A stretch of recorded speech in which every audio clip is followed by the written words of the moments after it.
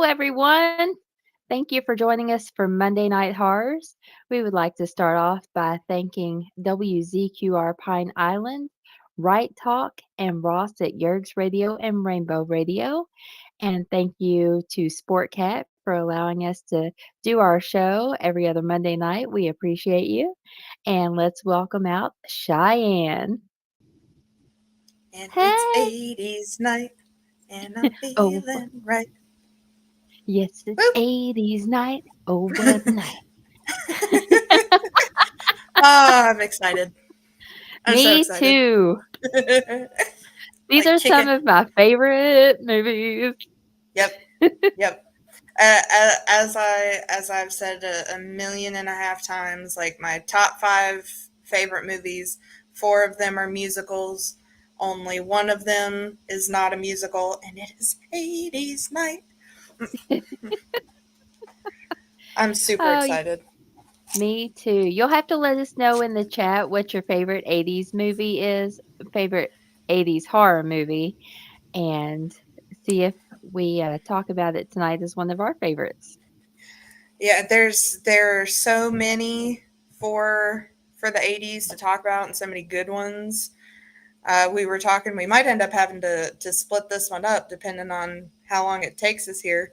Especially for one of them we've got coming up here. I've got quite a good snippet of info about it that I thought was really interesting, but so many good movies. Yeah, there's a lot of movies from the 80s, so we may have to split this up over 2 weeks just to talk about all of our favorites and everything. Yeah, absolutely. But we will start off from 1980, and I did these uh, with who they were directed by instead of who they were produced by or their companies and stuff this time. So we are going to start off with 1980 with The Fog, which came Mm. out February 1st by John Carpenter. That got a 6.8 out of 10 on IMDb and a 76% on Rotten Tomatoes. And then we were coming back through Beckley last night. I was like, oh God, it's the fog. there, there, there had we had gotten so much rain here. I don't know about you guys, but I was just like, Oh, yeah. we could not see like a car length in front of us. Mhm. It's been So really bad. yeah, so that stars Adrian Barbeau as Stevie Wayne, Jamie Lee Curtis as Elizabeth, and Janet Leigh as Kathy Williams. So strange things begin to happen as a tiny California town prepares to commemorate its centenary. Inanimate objects spring eerily to life. The Reverend stumbles upon a dark secret about the town's founding, and radio announcer Stevie witnesses a mystic fire, and hitchhiker Elizabeth discovers the mutilated corpse of a fisherman. Then a mysterious iridescent fog descends upon the village, and more people start to die. It's a great movie. So thankfully, that was not how my night ended, but you know. Thankfully. And yes, Chris, Scooby Doo always counts. Yeah, Always Chris, of counts. course Scooby-Doo count. Yes, absolutely. Yes, But yes, I mean, anything by John Carpenter, it's I think is fantastic. fantastic. Yeah, But love also, John Carpenter. back to Chris, anything Scooby Doo to me, anything Scooby Doo is fantastic. Mhm. Except for when we get into the newer live action, if it does not have Matthew Lillard, I don't want it. It's my own personal opinion. My first TV was black and white, telling my age here. I was actually born in 81, so we'll be talking about that year here in a second. And I didn't even know that Shaggy's shirt was green, like, for the longest time, or Fred's tie was blue. So it was amazing when I finally got to see it in color on TV and see all everything. And if anybody can tell me where you can watch Scooby Doo, where are you? Because there are a lot that you can watch on Max now, some of the older ones, but like the original Scooby Doo, where are you? I cannot find anywhere. So if somebody could point me in that direction, I would appreciate it. I have several Because on DVD, like the Globetrotters and mhm, such. I do too. I have a lot of pup named Scooby Doo, and whenever I worked for Goodwill, I just collected all the Scooby Doo DVDs I could get because as a kid, I used to watch that on Cartoon Network all the time. But I loved like Scooby Doo on Zombie Island was my favorite. Scooby Doo Yes. and the Witch's Ghost. So I Mhm. had all of those on VHS. The only one I didn't have was Scooby Doo on Zombie Island, and we had over in Winfield, which was like right across the river from where I grew up. We had um, a little tiny video rental store, and I would every time would just nope, just need to watch Scooby Doo on Zombie Island for 3 days over the weekend. I'm good. Hey, KG. So next we will go on to this one was released a couple days later on February 7th, and I am going by when it was released in Italy on this one because of the movie it is. But we go into Cannibal Holocaust, which was directed by Ruggero Deodato, which got a 5.8 out of 10 on IMDb and a 65% on Rotten Tomatoes. Bear with me with the Italian names going forward. If I maim them terribly, I apologize. Uh, Same here. we we have Robert Kerman as Professor Harold Monroe, Francesca Ciardius as Faye Daniels, and Perry Perkinen as Jack Anders.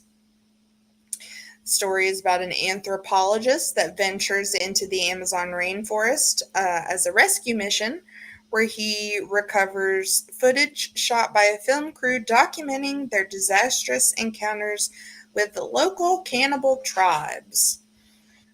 This movie is often found on your like top 10, top 20 list of scariest movies of all time. Take that as you will, because typically on that list is also House of a Thousand Corpses, which is laughable.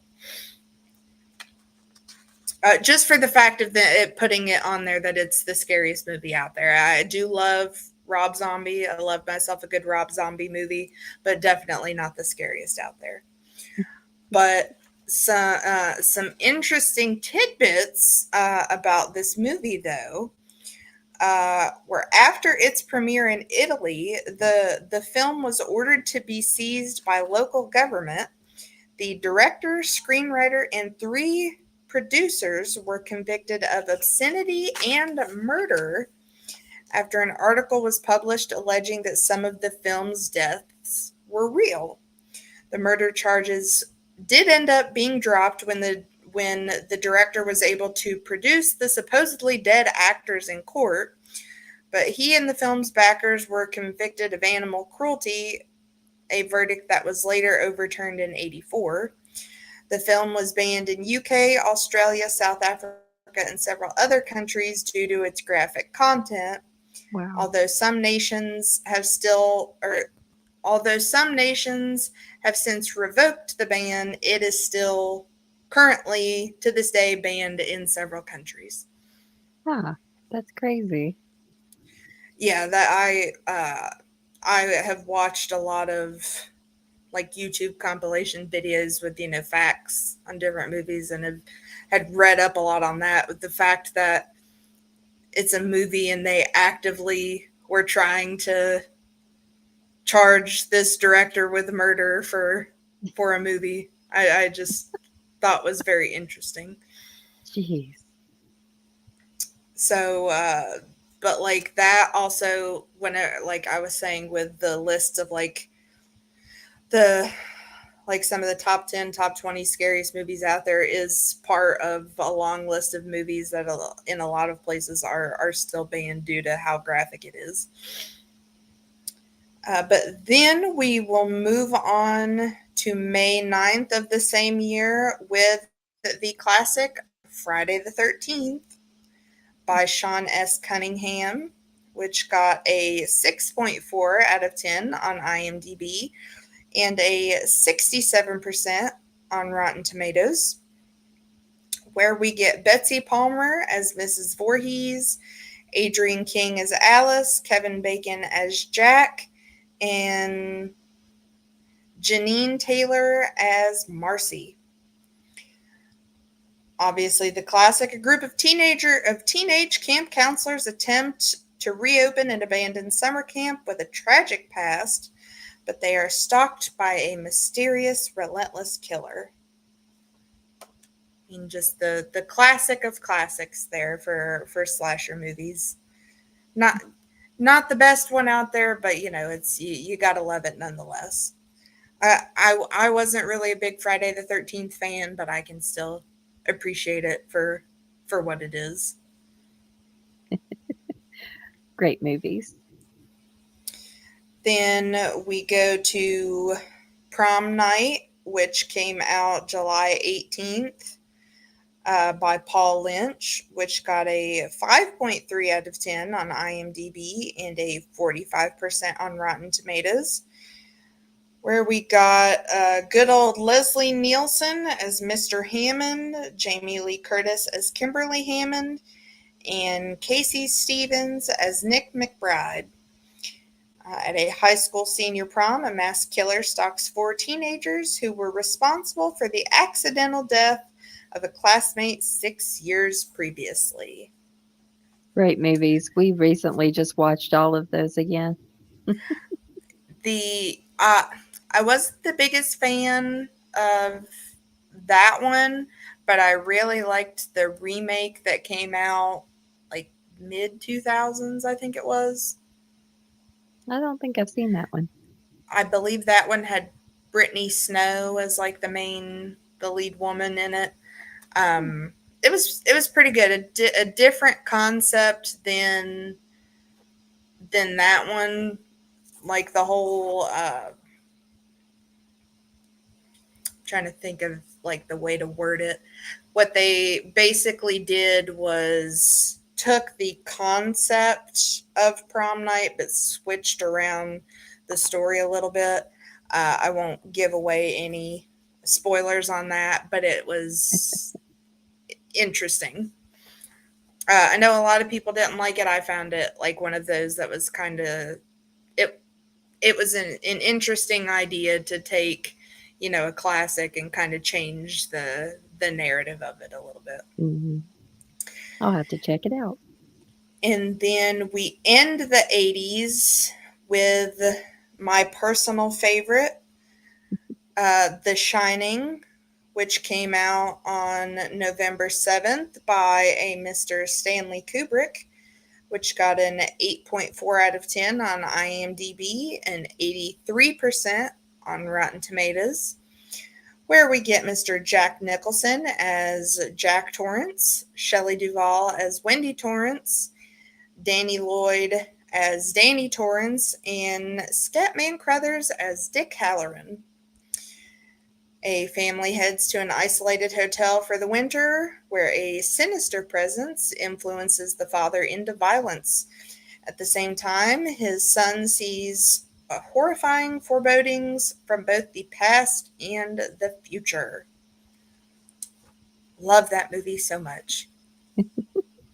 I know you do.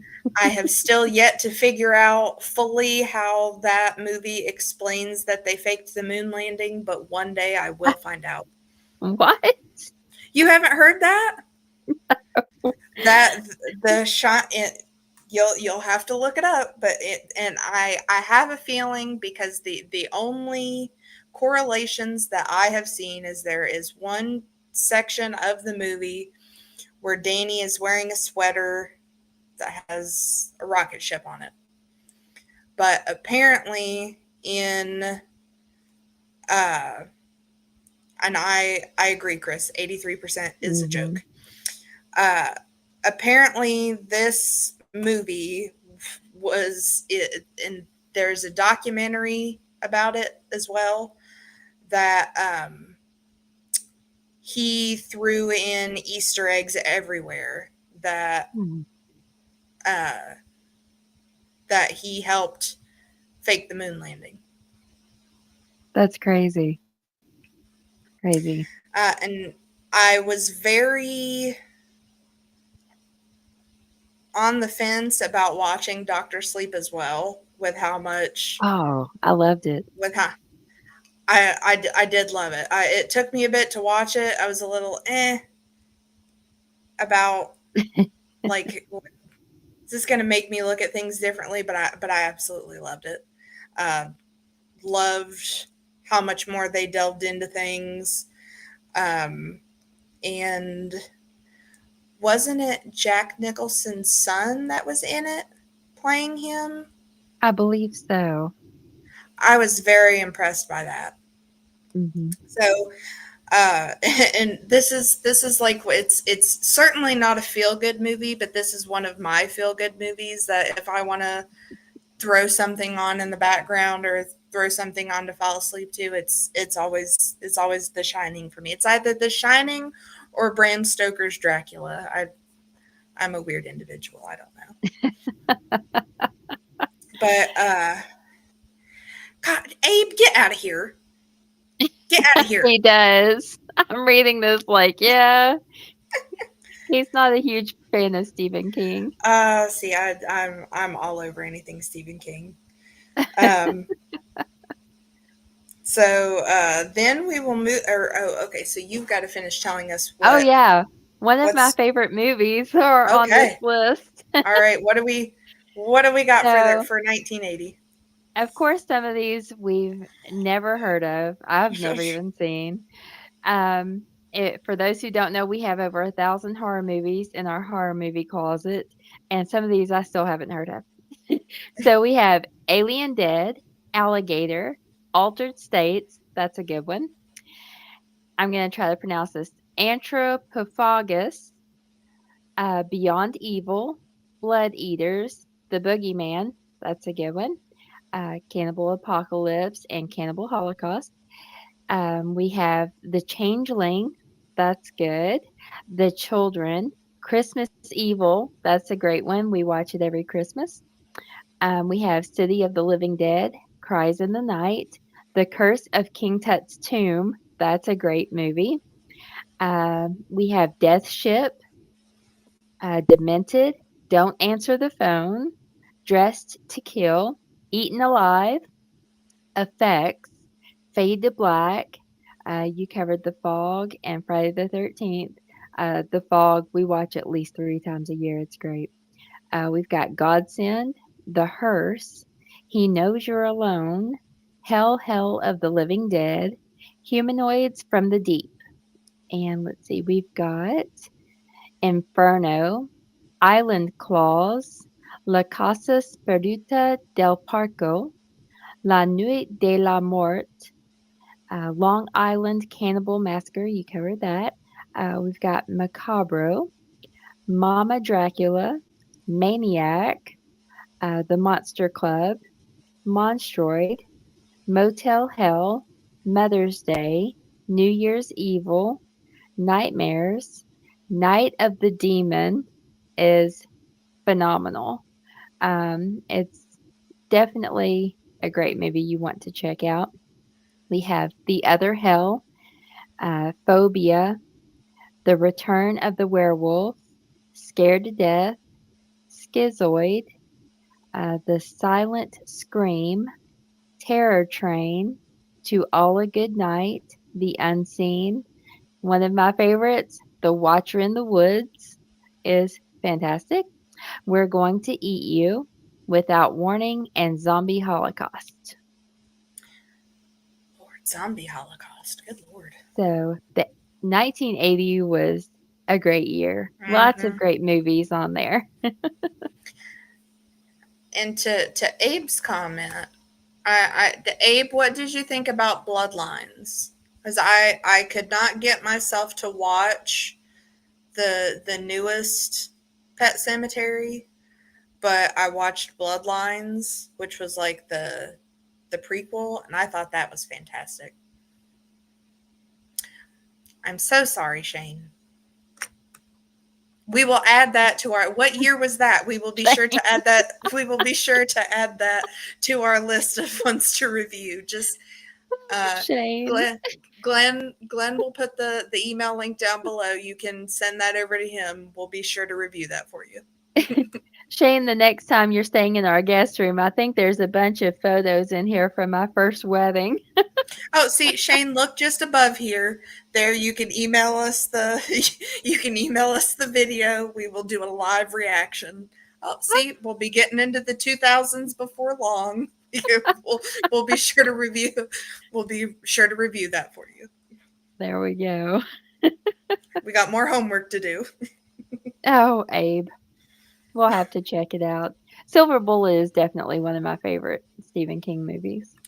See, I was worried about that as well, that it was just because of where they put it. The problem is putting John Lithgow in. I wasn't down for that, but the idea behind Bloodlines I thought was really interesting.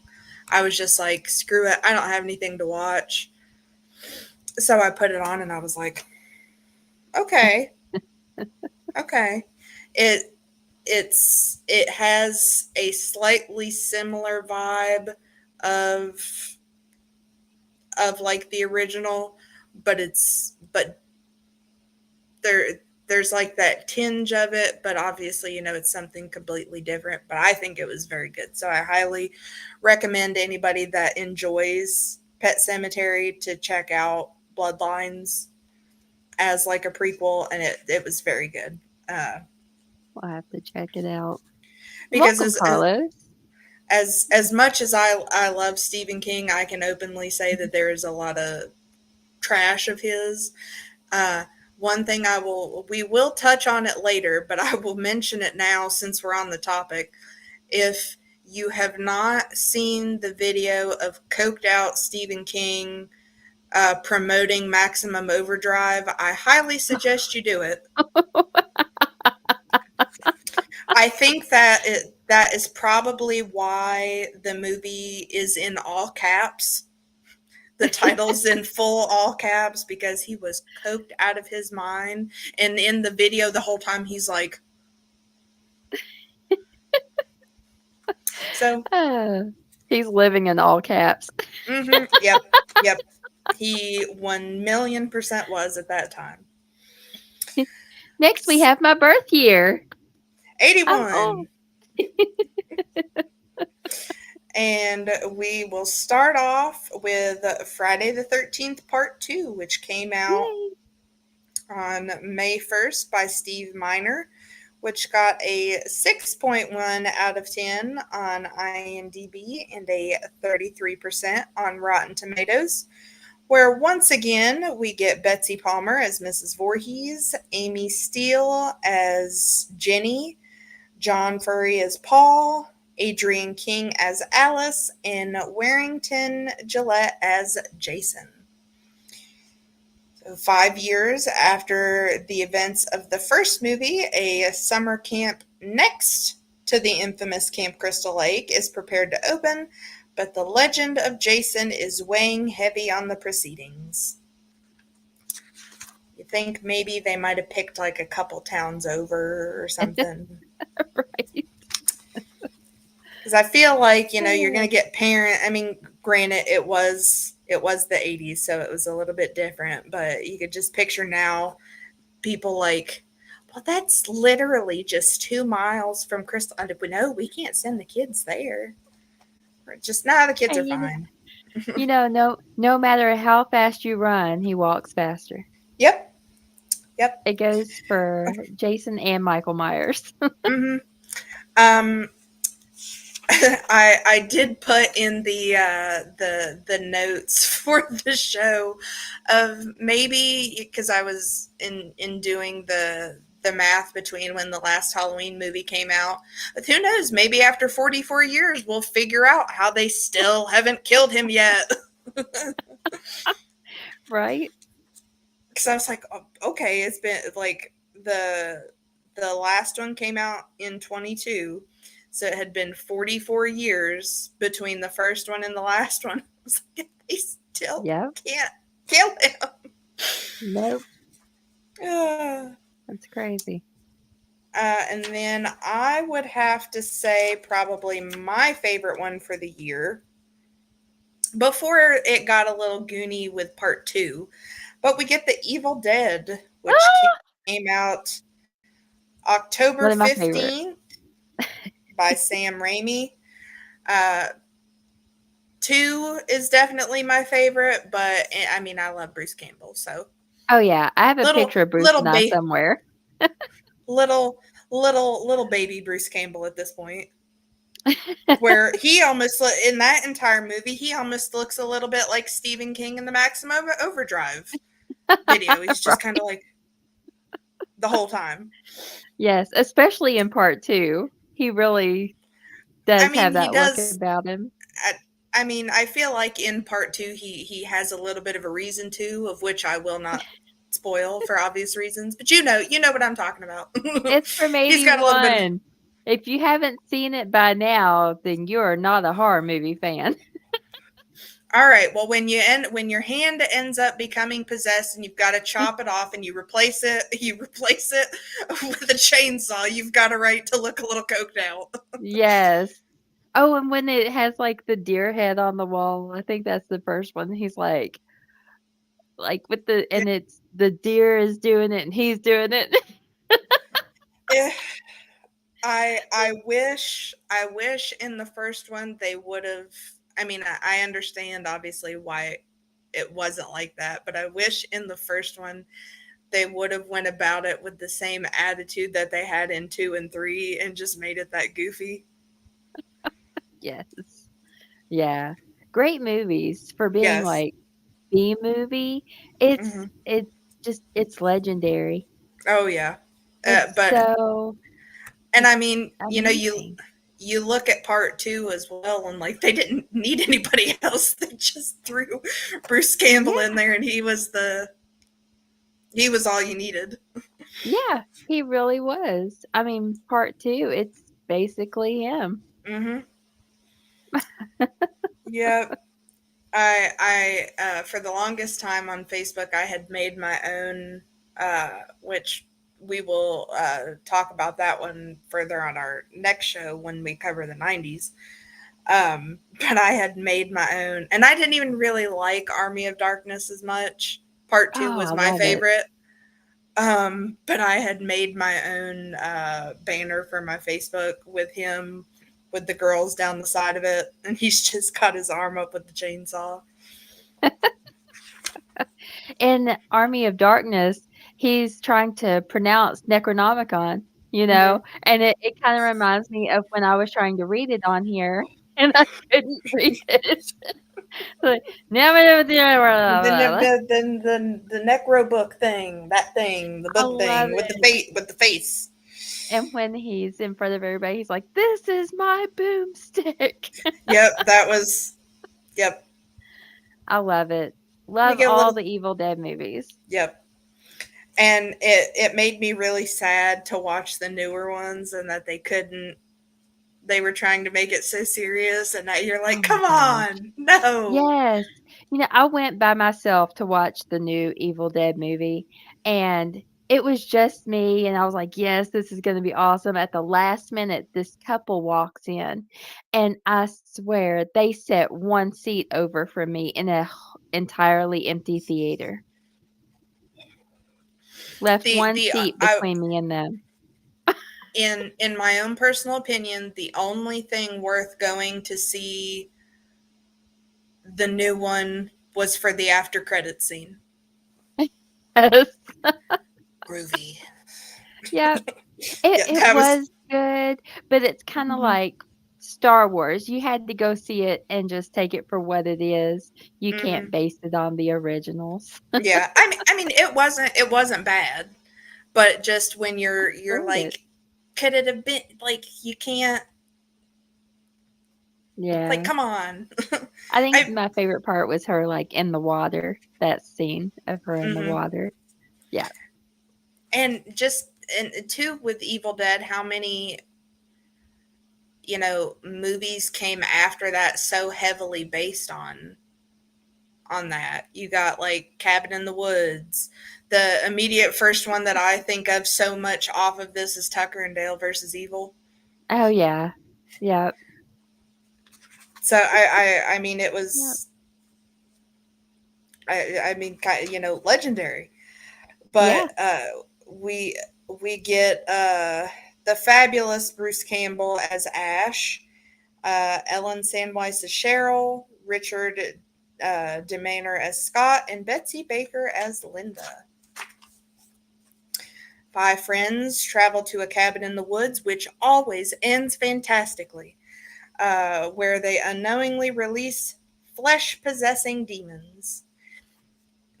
Did you did you all, like, mid 2000s, get those car insurance commercials that were the friends that were stuck in a cabin, and they are passing a a barn or something to hide in. They're all like, "No, we've got to hide out here over in the open." She's like, "But the barn is right there."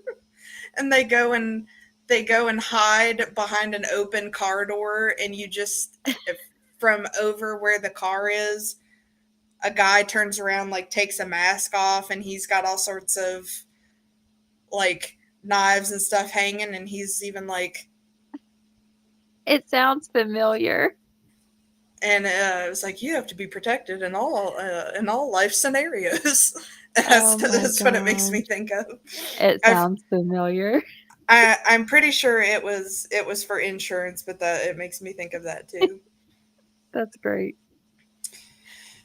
And then to end out 81, we have Halloween 2, which came out October 30th by Rick Rosenthal, which got a 6.5 out of 10 on IMDb, a 33% on Rotten Tomatoes, which starred Jamie Lee Curtis as Laurie Strode, Donald Pleasance as Sam Loomis, and Dick Warlock as the Shape.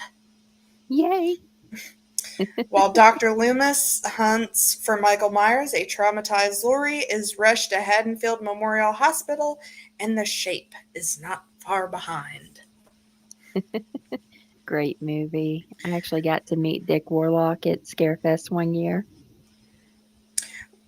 And I feel like that was an interesting, an interesting take on that happening in a hospital.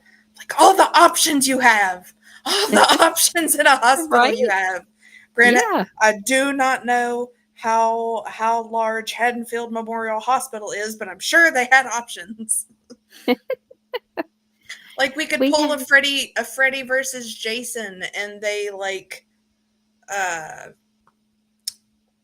they like drugged him up to get him to, what was it, to get him to sleep so that he had to go fight Freddy.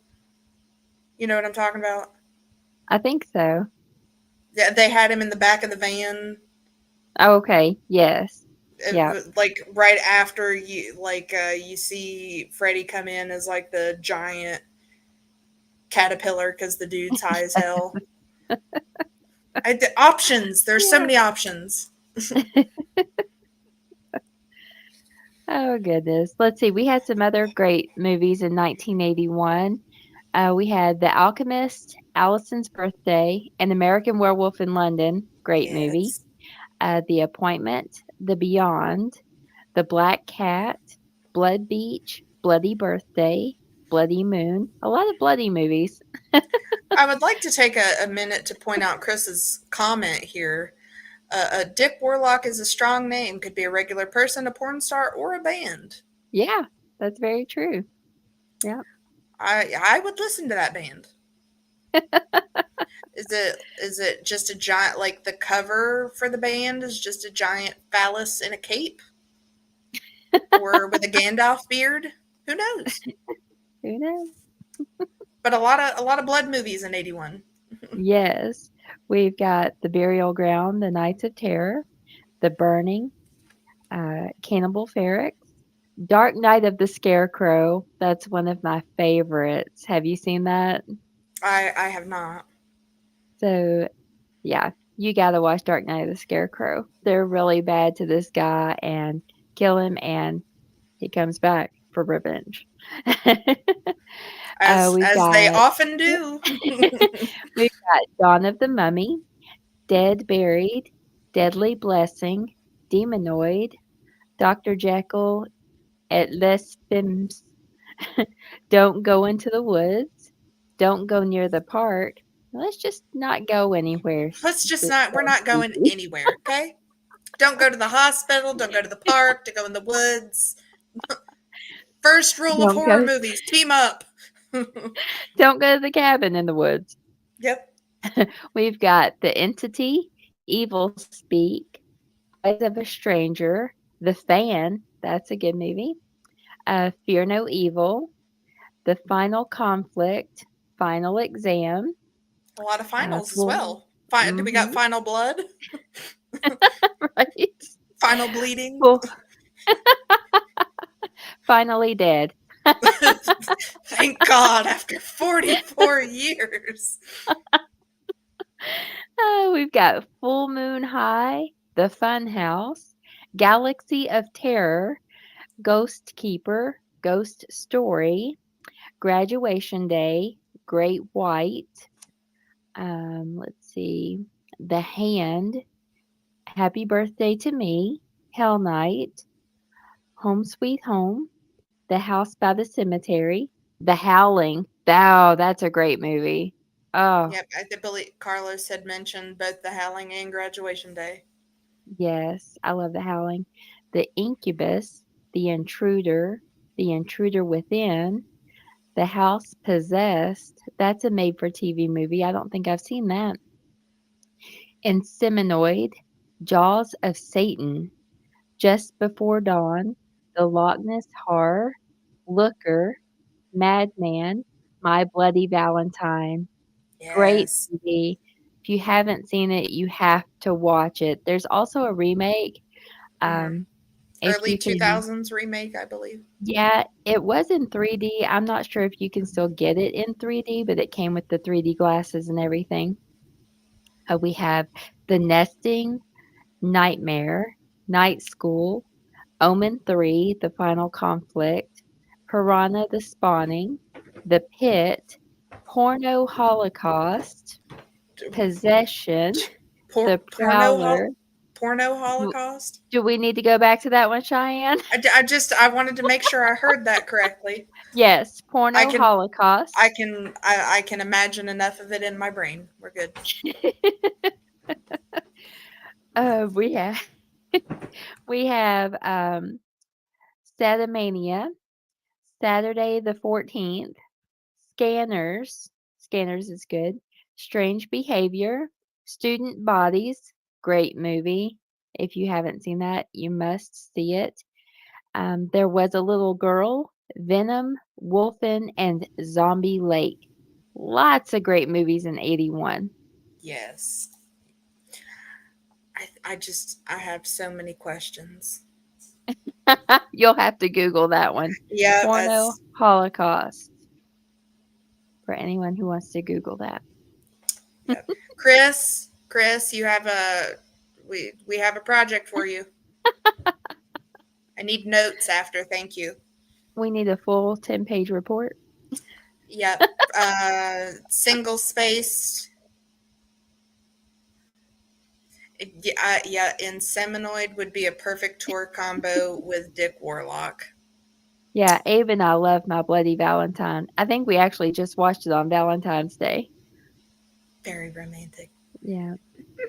Yeah. We try. On Halloween, we watch Halloween. It's fair. Yeah. Yeah. We do that. So then we will go into 82, starting off with Poltergeist, which came out June 4th by Toby Hooper. which got a 7.3 out of 10 on IMDb and 88% on Rotten Tomatoes, which stars Craig T. Nelson as Steve Freeling, Jo Beth Williams as Diane Freeling, Beatrice Straight as Dr. Les, Dominique Dune as Dana Freeling, and Heather O'Rourke as Carol Ann Freeling. A family's home becomes the center of paranormal activity that opens a doorway to the other side. With help, they must cross over to get their daughter back. I believe we could add Poltergeist to the list of many movies that people lost their absolute shit over. It's one of my favorites. I love it. I even love the new one. That was actually the first movie Abe and I ever went to the theater to see together was the new Poltergeist movie. And I love it. It's just I love the new one and how they use the drone to fly in and see the other side because you didn't really get that with the original. You had to like just kind of guess what the rest of it looked like over there. Mm-hmm. But some of my favorite movies, Poltergeist 2, fantastic. I Mm-hmm. mean, there's just not a bad Poltergeist movie. And then another one of my favorites after that, which came out on June 25th, we have The Thing, also by John Carpenter, which got an 8.2 out of 10 on IMDb and an 85% on Rotten Tomatoes. Hold on, I need to judge that. I guess how. Okay, I will say I feel like it is slightly fair that got 2 points higher than The Shining, but I will still sit here and be salty about it. Maybe because it got a very hairy Kurt Russell. Oh, yes, Jane. The stuff around Poltergeist is better than the movie. Now everybody started dying really weirdly who was in the movie. Yeah, Yeah. that's what I was saying. Like that being added to the list of Yeah.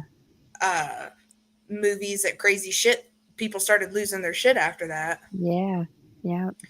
But I mean, it's like it was how that happened with Poltergeist was something like very similar of stuff that happened, like with the making of the Passion of the Christ as well. Yes. So, um, and Very uh, weird. when we were talking last time about The Exorcist, like Lord, the stuff that people were claiming was happening after that. So, Yeah. Crazy. guess they just weren't ready for that level of horror in the 80s. But I would be interested to take a deep dive into like the poltergeist of the things that happened with everybody around that to see like the correlations of everything. Yeah. We may have to have an episode on that. I agree. I would be Yeah. very interested to look into more of the details of that. Yeah. So something to look forward to, everyone. Deep dive into Yeah. the poltergeist. So we were on The Thing. Yes, so we get Kurt Russell as McCready, Wilford Brimley as Blair, T.K. Carter as Knowles, and good old Keith David as Childs. A research team in Antarctica is hunted by a shape-shifting alien that assumes the appearance of its victims. I will allow the 2 points ahead on Rotten Tomatoes above The Shining for visuals. I will say that those 2 points go to visuals uh, because that was a damn good movie. Abe said diabetes. Diabetes, all the diabetes. Wilford Brimley.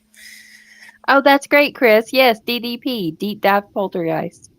Yep. Now, Chris, what else does that mean that we don't know about? Diamond Dallas Page. We'll go with that. We'll go with that. We'll just put him as the picture for that episode, and everybody will have to infer from there. And And then continuing on for 82, only 2 years into the 80s, and we've got Friday the 13th Part 3. Here we go. Still can't Uh, kill him. I hope y'all are ready because it's going to be a long night. That came out August 13th by Steve Miner. Got a 5.6 out of 10 on IMDb and only an 11% on Rotten Tomatoes. Where we get Richard Brooker as Jason, Gloria Charles as Fox, and Richard Howard as Chili. Jason Voorhees stalks a group of friends who have just arrived to spend the weekend at a cabin near Crystal Lake.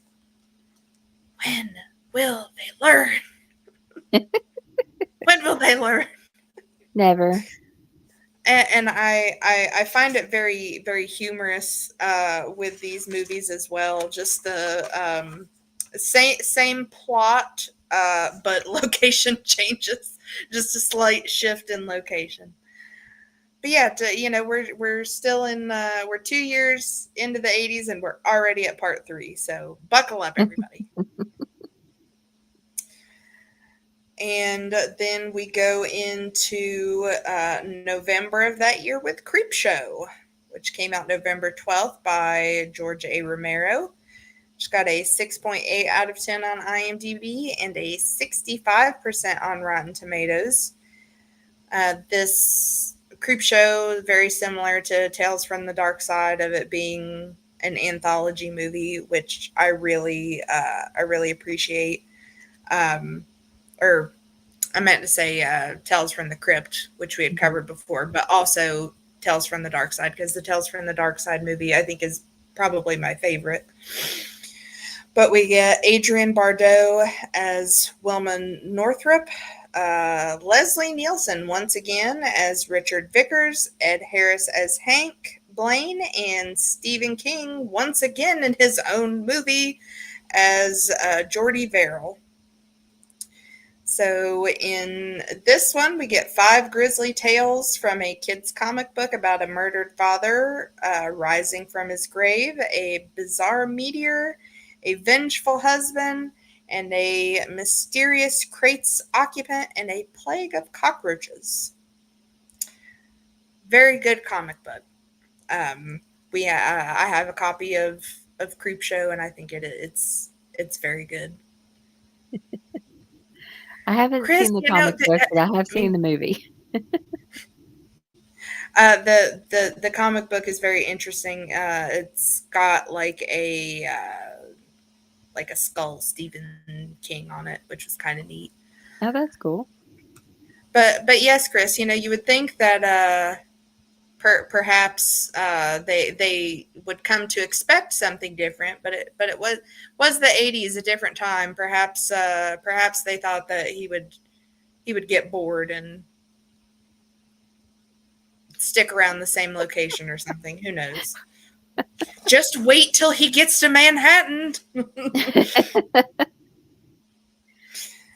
And then to finish out the year, we get Halloween 3, Season of the Witch, which came out October 22nd by Tommy Lee Wallace, which got a 5.2 out of 10 on IMDb and a 51% on Rotten Tomatoes, which stars Tom Adkins as Daniel Chalice, Stacey Nelkin as Ellie Grimbridge, and Dan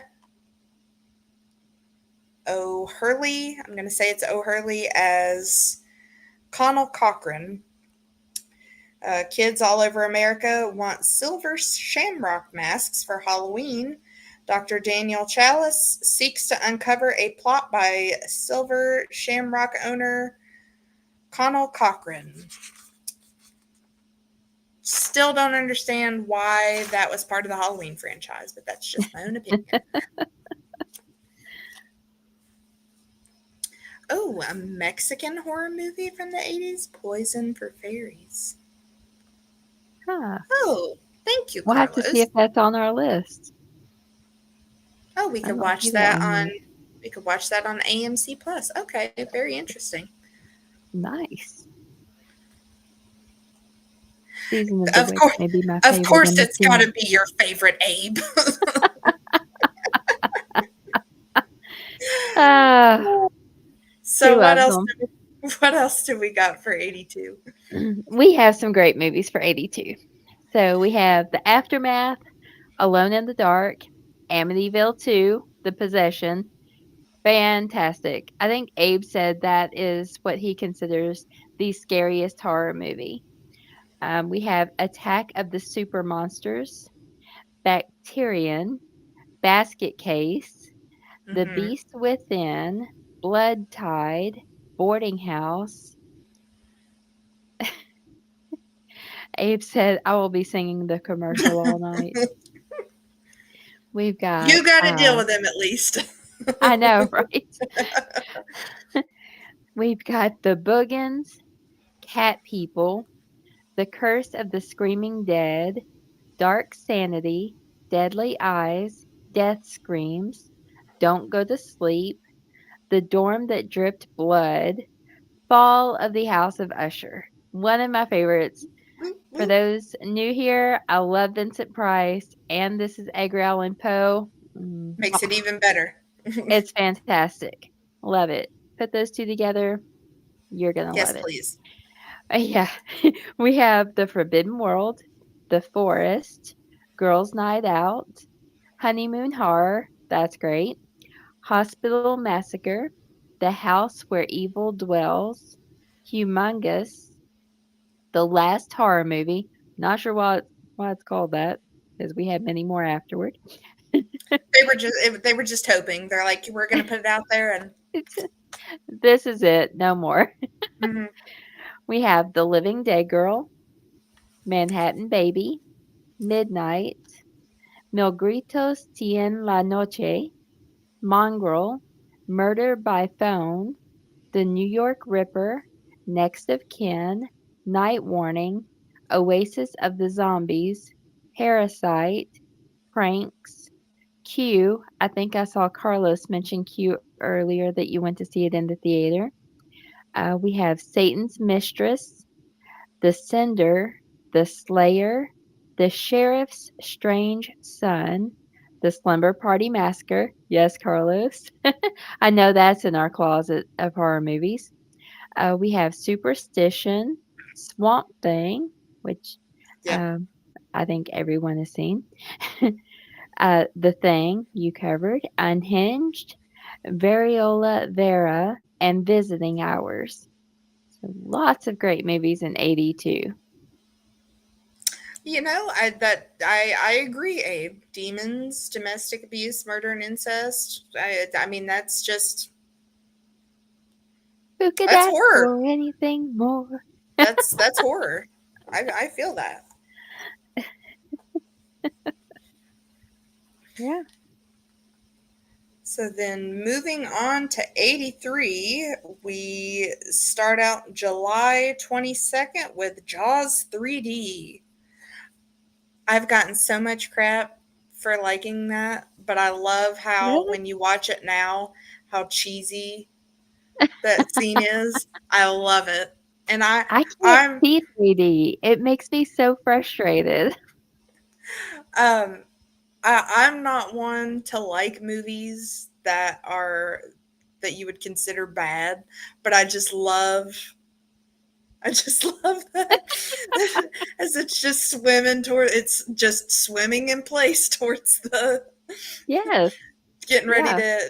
to hit the glass, and I get the biggest kick out of it. It just makes me laugh. Ah, I love But it. hold on, that's getting low on the same point as Friday the 13th Part 3. Ooh, got worse on IMDb. Oh gosh. So that got a 3.7 out of 10 on IMDb and a 11% on Rotten Tomatoes. Maybe I could just stand it a little bit more because of Dennis Quaid. I love Dennis Quaid. Love So it. we get Dennis Quaid as Mike Brody, Bess Armstrong as Dr. Catherine Morgan, and John Putch as Sean Brady. A giant 35-foot shark becomes trapped in a SeaWorld theme park, and it's up to the sons of Police Chief Brody to rescue everyone. Love Which it. I think that was probably a movie that made a lot of people afraid of aquariums, despite how Yes. cheesy it was. Nightmares for me all the way around. Yep. Sharks, fish. I don't like fish. Like, no. Well, and that was funny. We had just went to the aquarium, and I was just like, because in a lot of those, typically it's you used to just walk right through, but now it's got like almost like a little escalator where you just stand there and it takes you along through it. I'm like, oh, thank God it's not very big sharks in here. But something that was crazy and makes me wonder if there were bigger sharks there, which I wish I would have gotten a picture of it, is when we like finally looped around towards the end. On one little corner, there was a little red sticker, and up above that, you could see where there were marks on the glass, and it was saying that this was like the scratches were from a shark attack in 2002. Oh. Oh my gosh. Yeah, and like the sharks that were in there were only like there was like the sawfish fish, that have got the you know what I'm talking about? Yeah. Yeah. And then like some really small sharks, and then like some medium sized ones. I don't remember what kind they were, but still have got like the crazy teeth poking out. But there weren't any like super big ones. So I'm like, And it did that. oh yeah. So I don't know if maybe at one point there were bigger ones there, but like I was like, shit, that you've got to document it with a sticker of like, yeah, these scratches on the glass are from a shark attack. Wow. Yeah, I Yeah. have So, nightmares about going through an aquarium and the glass starts breaking and mhm. I'm going to be touched by fish. I have nightmares. I'll be sure not to send you all the fish pictures I have then. Oh my god. I have tons of pictures from aquariums on my phone, and I go through aquariums, I enjoy it, but, I mean, just You just don't want nightmares. to go. You just don't want to go like touch the skates and stuff. No, I don't do any of the touching stuff. I watch everyone else touch, and I'm like, Like, "Ugh." okay, I'm just yeah, it's good for you over there. Now, one thing I thought was very interesting with those like the sawnose fish, because you could stand whenever you first come through, you're walking through like the top, um, and you're kind of looking over. And then as you Mhm, make your way through is when you come down and you like ride through it, or you could walk through it. But those mhm. things, like we were watching, and all of a sudden, you would see that nose lift up out of the water like a significant amount, and I was like, "What is it? What is it doing?" It's like, Yep. is that how it's looking for food, or what? What the hell, man? One year for Valentine's Day, I took Abe to the aquarium. He loves sharks. Hmm. So I took him to the aquarium for Valentine's Day and we got to like pet a penguin and they had food set up all throughout the aquarium so you got to stop and eat little snacks as you went through. Hmm. And on the glass they had stickers of how they mate. And it was really neat. Interesting. Yeah, and Huh. it was how different species mate and everything. It was really cool. Now, the part that I think I thought was probably the coolest was when we were coming around one lower point. They had baby hammerhead sharks there, Abe. That was cool. Um, uh, but all the we got around to the seahorses, and they had like all the little pregnant seahorses. Um, Oh. but how they will hold themselves to sleep is to wrap their tails around whatever is there. So there were so many of them, even that were probably like literally that big, with their tails wrapped around the grass or whatever was in there just to hold themselves there. And I thought that was so Oh, neat. I hadn't that seen that before. is. And everybody's just like, "Oh, look, it's all the pregnant daddy, seahorses." There were so Oh, many of them. I was just like, oh, "Good that's Lord, awesome. when they pop, there are going to be so many, so many seahorses." Oh, that's But so cool. I thought that was cool. I was like, "Oh, they're hanging on. That's how they sleep. They've got to hang on." Oh, That's so cool. Chris, I love Bass Pro Shop. I go in. I do. she just stands out there and shames people, and she's like, you nasty asses. Touching your fish. What's wrong with you? They didn't ask to be touched. Throw them back. No, just take them and eat them all. Like, get them all out of the water, so I Yeah, don't have to worry about just them don't anymore. make me. You take them out. That's fine. Oh, gosh. And then continuing on in '83, we've got Cujo, which came out August 12th by Louis Teague, which got a 6.1 out of 10 on IMDb, and a 60% on Rotten Tomatoes, where we got Dee Wallace as Donna Trenton, Danny Pintaro as Tad Trenton, and Daniel Kelly as Vic Trenton. So Cujo, a friendly St. Bernard, contracts rabies and conducts a reign of terror on a small American town.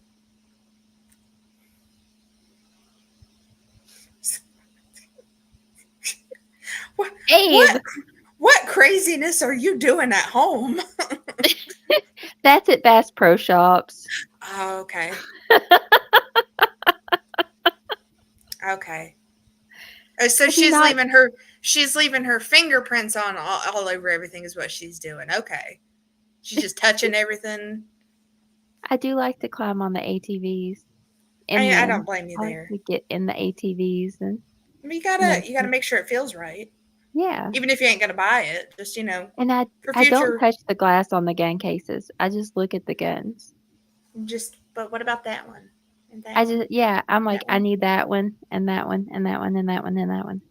Yeah. Like 2 of those would be great. Do they have that in a different color? Do they have that in matte black? Okay, great. Right. Yeah, Abe's got to walk behind her with a wet wipe. Just gosh, damn it, Amanda.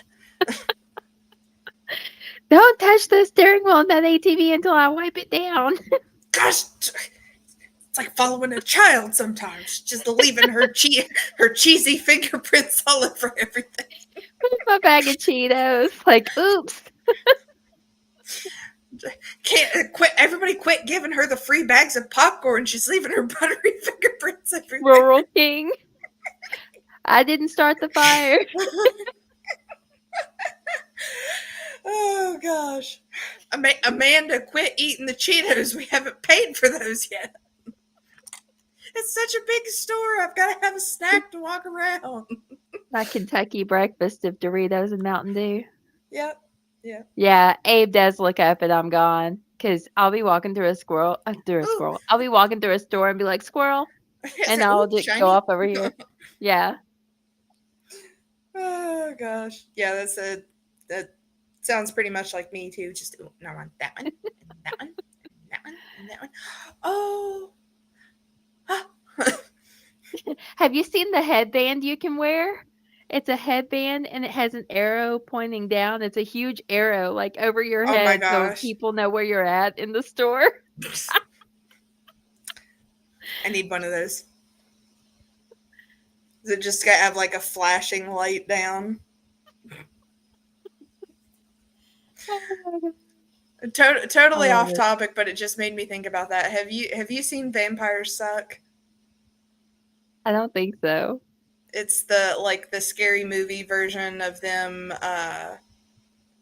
making fun of Twilight. Oh, no, I haven't seen that. I'll have to send you a clip from it Okay. in reference to that. Yes, I might have to watch it. at one point the most that it's worth is for you to be able to say, yeah, you saw it. It's not worth anything past that. And some interesting references. But she, like, the girl that's playing Bella, like, rips off her clothes, and her bra and panties have lights on them, and her panties look like a runway with the lights with an arrow pointing down, and it just. Oh my gosh. And that's exactly what it made me think of.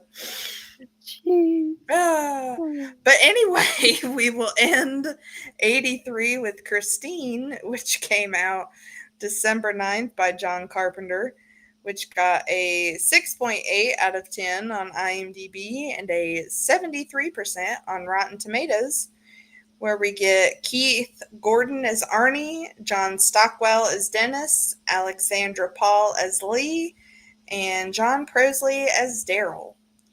A nerdish boy buys a strange car with an evil mind of its own, and his nature starts to change to reflect it.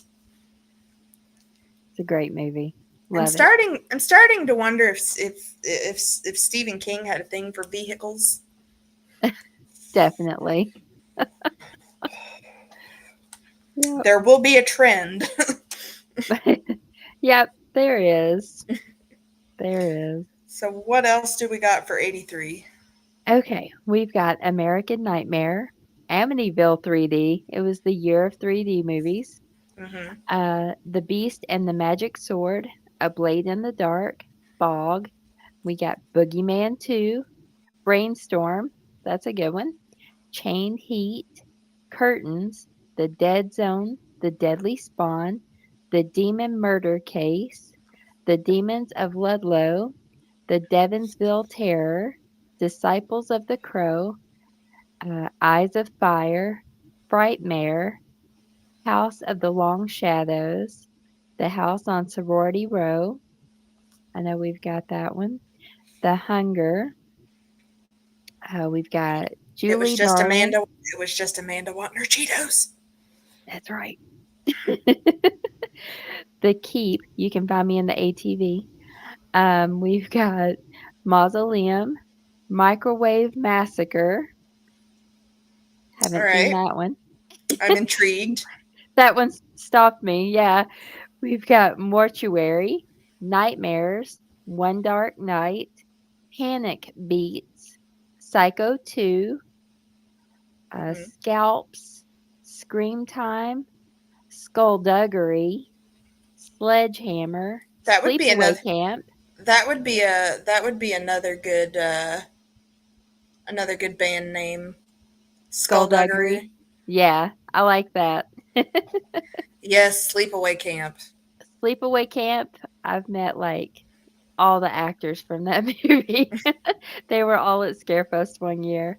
For those who don't know, I used to volunteer at Scarefest, and we used to get to hang out with everybody. So that was a lot of fun.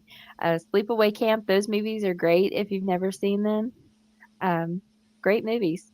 Mm-hmm. We've got Soul Survivor, Something Wicked This Way Comes, one of my favorites. A fabulous Ray Bradbury book. Yeah, great movie and book. We've got Spasms, Sweet 16, Videodrome, Extro, and Zeter. Zeter. Mm-hmm. I need to know what massacre was going on in the microwave. In the microwave? Yeah, that one stopped me. I was like, what? Well, with some of the B movies that I have heard about, with some of the stuff that they come up with, I would not be surprised if it's like a possessed lean cuisine goes through a haunted factory, and once it gets put in the microwave, it starts attacking people. Right. Like it pops up, and like the slits that you cut in it to let it vent are now the eyes and mouth, and it's just. Abe said, I think Skullduggery is a rapper. So I can see that. The TV dinner, it killed your guts. Yep. I like Chris's there is just putting cheese in a metal bowl on high for 45 minutes. Oh my Yep. gosh. Uh, my son was staying in a room with someone who put a honey bun in the microwave for like 10 minutes, and they were staying in a hotel, and we almost had to evacuate. We were next I'm door to them in I'm gonna another assume room. he hit one too many zeros. I think one of the guys in his room, did it on purpose, and it Mm, set the fire alarm off, and Kurt was fantastic. trying to, like, wave it and everything, and it wasn't working. Yeah, I just with the when you think of Attack of the Killer Tomatoes, which is just tomatoes rolling along the road killing people, I can imagine maybe it's a haunted microwave. Oh, I never thought about that. Or possessed. Yeah, it's like a possessed microwave. I'm So many good intrigued. ideas. Yeah, I am too. I need to know. Hold on, we are gonna take a moment and I'm gonna look up the so it was it Microwave Massacre? Uh-huh. Microwave Massacre. It says, "A man A kills man his kills his wife in a wife. drunken rage and disposes of her body by cooking and eating it, which gives him a taste for human flesh." And So it's not shocker, you can find that on Tubi. yeah. So I guess he cooks her in the microwave, and I like our ideas better. I do too. That that doesn't Yeah. seem as good as what I was thinking. Mm-mm. No. 4.2 out of 10 on IMDb and a 34% on Rotten Tomatoes. But it got a 5 out of 5 on Arrow Video, whatever the hell that is. Yeah, no. Come on, Tubi. We got better ideas for you. We need to make a movie. We we'd have so many good ideas. Yeah. So then we are going to start into 1984. Hope you guys are ready for more Friday the 13th. So we start off 84 with Children of the Corn, which came out March 9th by Fritz Kirsch, I think. Which got a 5.6 out of 10 on IMDb and a 38% on Rotten Tomatoes, which stars Peter Horton as Bert, Linda Hamilton as Vicky, John Franklin as Isaac, and Courtney Gaines as Malachi. A young couple is trapped in a remote town where a dangerous religious cult of children that believes that everyone over 18 must be killed.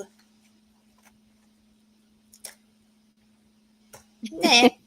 It's Yeah. meh. Yeah. Uh, the first one, again, I feel like it's one of those that's, worth the watch to say you've watched it and good for you, Yeah. you've watched it, but and any reference of which you can use he who lies beyond the rose. I think I said that correctly. But yeah, that's about it. Meh. It's meh. Yeah, I don't think I've watched that. It's probably been over 20 years since I've watched it. Oh, Not hold on, I something you gotta. go back and watch. No, it's one of those that's like, I get kind of like I was saying about Vampire Suck. Really, the only thing good about it is that you can say you've watched it, and that's you've wasted an hour and a half of your time. Yep. I don't think I even continued on watching them. I maybe watched like the first couple. Yeah, I just watched the first one, and I was like, okay, Yeah. cool, kids cult, Yep. great. I think I'd rather go watch The Wicker Man. Oh my gosh. So then we are moving on to Friday the 13th, Part 4, the final chapter. Not the final chapter. It will never be the final chapter. can't even kill his ass in space. Which came out April 13th by Joseph Zito, which got a 6 out of 10 on IMDb and a 22% on Rotten Tomatoes. Starring Eric Anderson as Rob, Judy Aronson as Samantha, Peter Barton as Doug, and Kimberly Beck as Trish. And guess what? Same plot, different location. After being announced dead and taken to a morgue, Jason Voorhees spontaneously revives, escapes from the hospital, and stalks a group of friends renting a house in the countryside. Guess where it's near?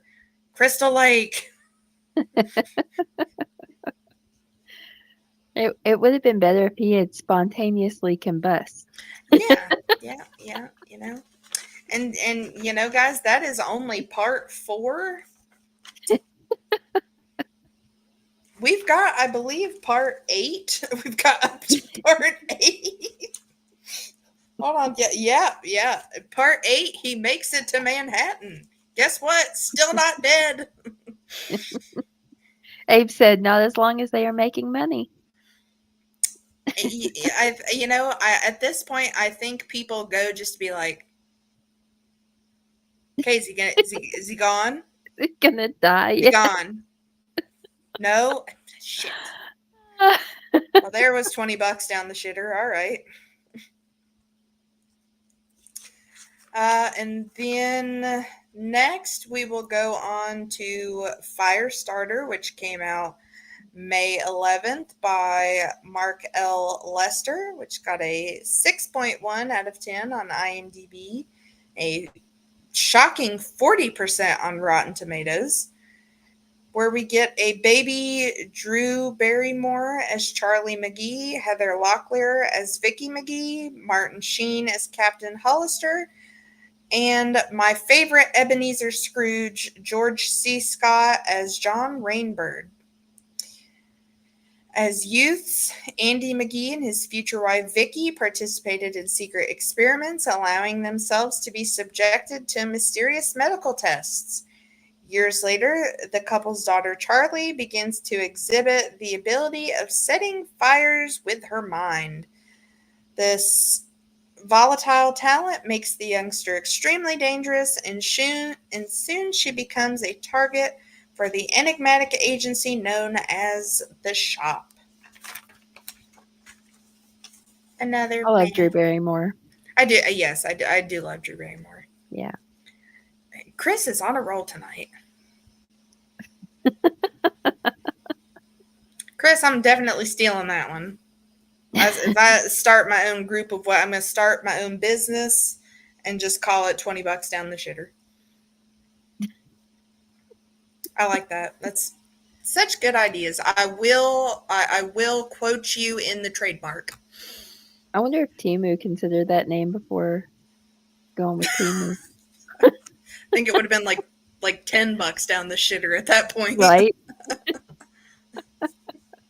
No, Chris, I'm gonna just jot you in there, and special thanks always to Chris for the idea. Speaking of Chris, don't forget to subscribe, like, and share. Like, follow, share, subscribe, everybody. All the things. We are getting so close to monetization, and any of your help is greatly, greatly appreciated by all of us here. Go back and watch your favorite episodes. Or ones you haven't seen, because we are just a hoot and a half. Yeah. Because Go back and watch them. Just put them on repeat. Just keep them playing. Yep. We'll always be in your heads. Yep. Just listen we will to make our you voices. We will make you feel a little bit better about yourself mentally. Because we are nuts, and that is why we're here. Yep. You're welcome. What can we say except you're welcome? All right. Did you have anything else for 84, Cheyenne? Yes. Okay. To continue on, we have got the Gremlins, Yes. which came out June 8th by Joe Dante. It's got a 7.3 out of 10 on IMDb and an 86% on Rotten Tomatoes. Where we've got Zach Galligan as Billy Peltzer, Phoebe Cates as Kate Berenger, and Corey Feldman as Pete Fontaine. A gadget salesman is looking for a special gift for his son and finds one at a store in Chinatown. The shopkeeper is reluctant to sell him the Magua, but sells it to him with the warning to never expose it to bright light, water, or feed him after midnight. All of this happens, and the result is a gang of gremlins that decide to tear up the town on Christmas Eve. So both horror and Christmas movie. Love it. I think we actually watched that around Christmas time. That was Magua was one of the names that we contemplated for one of my cats because she looks like one. That's great. I love it. And then we also have probably my favorite classic to start out November 16th, A Nightmare on Elm Street by Wes Yeah. Craven, which got a 7.4 out of 10 on IMDb and a 94% on Rotten Tomatoes. Starring the fabulous Robert Englund as Freddy, Heather Langenkamp as Nancy Thompson, and Johnny Depp as Glenn Lance. Midwestern teens fall prey to Freddy Krueger, a disfigured midnight mangler who preys on the teenagers in their dreams. After investigating the phenomena, Nancy begins to suspect that a dark secret kept by her and her friend's parents may be the key to unraveling the mystery. Definitely one of my favorites. Because when the law won't step in, you take the law into your own hands. I mean, I love this movie so much. I've even considered getting a tattoo Mm-hmm. of of the claws like Mm-hmm. ripping through my leg. Mm-hmm. Um, I love it. It's just so like who comes up with this, you know? Yeah, I mean there are a lot of those very much like Yeah, that. But when you look at the the full backstory of everything, you're kind of like, yeah, what headspace were you in yeah, to? I mean, I guess that's the ultimate fu to people like that, but that's crazy. Yeah, no, yeah. I totally agree with you there. I love how you can't if you're like on this side, you can't see him, but people are like just going up the wall and blood's just flying Yeah. everywhere. Just it's so great. Mm-hmm. So And great. I mean that's scary. That's that's the point of like you can't that is something so far beyond your control. Mhm. So Yeah, and love then it. to end out um, 84, which I was very upset was not on the list that I went through. I would have felt very bad had we not mentioned it. So we have to end 84 with the Toxic Avenger for love for Lloyd.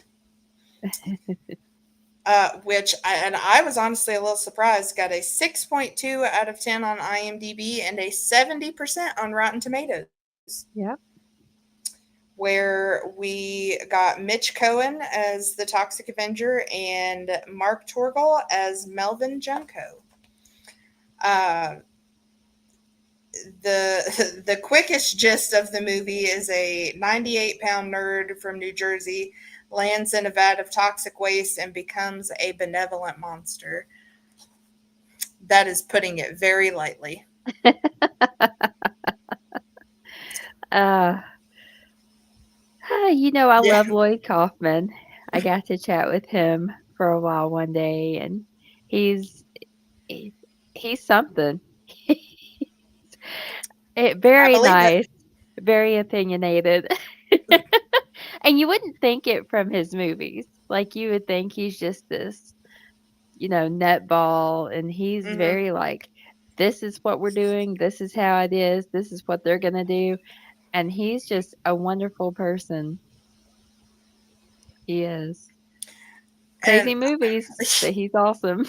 I, I I can't say that I whenever I finally saw it that I liked the movie, but it was an experience that I feel like everybody is required to have, of how goofy it is. But with a lovely love story in it, with such a kind love story of going from Melvin to the Toxic Avenger. I think the thing that I found most humorous was the voice change for me. But yeah, if you haven't seen it, and even if you're somebody like me that does not like purposefully bad movies, you've got to see it. It's an experience. Oh gosh. So what else do we have for 84? For 84, we have Blood Song, Chud, great movie. It's actually C period, H period, U period, D period, Chud. What We've does that got stand for? Abe, I can't remember. Let's see. Abe, what's Chud? It is Cannibalistic Humanoid Underground Dwellers. I All never right. can Okay. remember it. All right. All right. Then we have Combat Shock, The Company of Wolves, Death Warmed Over, Dogs of Hell, Don't Open Till Christmas, The Evil Fairies. I think Carlos mentioned that one before. We've got The Initiation, Innocent Prey, Invitation to Hell, Monster Dog, Mutant, Night of the Comet, The Prey, Piranha Mandir, Razorback. I think we've seen Razorback. Satan's Blade, Scream of Help, The Sea Serpent, Silent Madness, one of our Christmas movies we watch every year, Silent Night, Deadly Night, Mm-hmm. Splatter University, and Terror of the Isles. All right. So then going into 85, once again, we get Friday the 13th, A New Beginning, Yeah. which came out March 22nd by Danny Steinman. Got a 4.8 out of 10 on IMDb and a 17% on Rotten Tomatoes. Stars John Shepard as Tommy, Shavar Ross as Reggie, Debbie Sue Voorhees as Tina, and Tiffany Helm as Violet.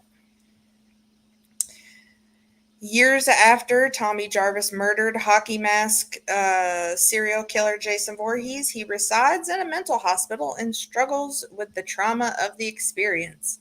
When Tommy moves to an isolated halfway house, he has nightmares of Jason's return, and soon one of the patients is killed. As the body count grows, Tommy begins to question his sanity and wonder if Jason has risen from the dead. But to determine the killer's identity, Tommy will need to survive. So we had the final chapter and then the new beginning. They were trying to fake us out there. Well, it had to like come to some sort of an end to have a new beginning. It's So very true. spooky. Maybe they could have just said, like, the final part of this chapter. Then we're gonna start over. Yeah. And then we have Uh-oh, I think Demons, which came out May 30th by. Did I freeze there? yeah, a little bit. What Okay. movie is this? Demons, Demons. Okay. which came out May 30th by Lamberto Bava, which got a 6.6 out of 10 on IMDb and a 73% on Rotten Tomatoes. Stars Carl Zinni as Ken, Natasha Hovey as Cheryl, or Urbano Barberini as George, and Fiore Argento as Hannah. A group of random people are invited to a screening of a mysterious movie only to find themselves trapped in the theater with ravenous demons. Nice. Like, are you getting paid?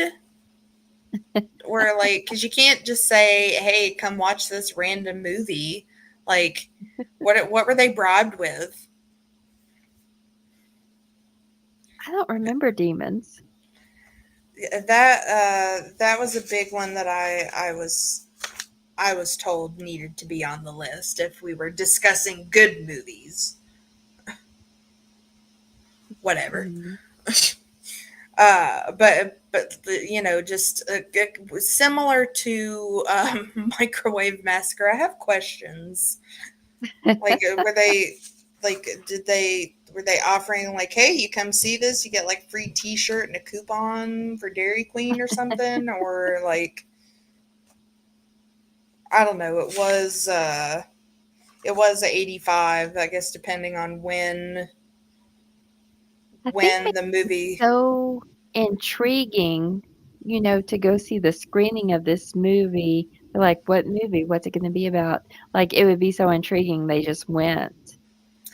Yeah, and I'm like, but like, how'd they like pump it up? Like, it's gonna be like innovative. It's gonna be great, or like, I don't know, just questions. Yeah. And then we move on to Fright Night, which came Yes. out One of my August favorites.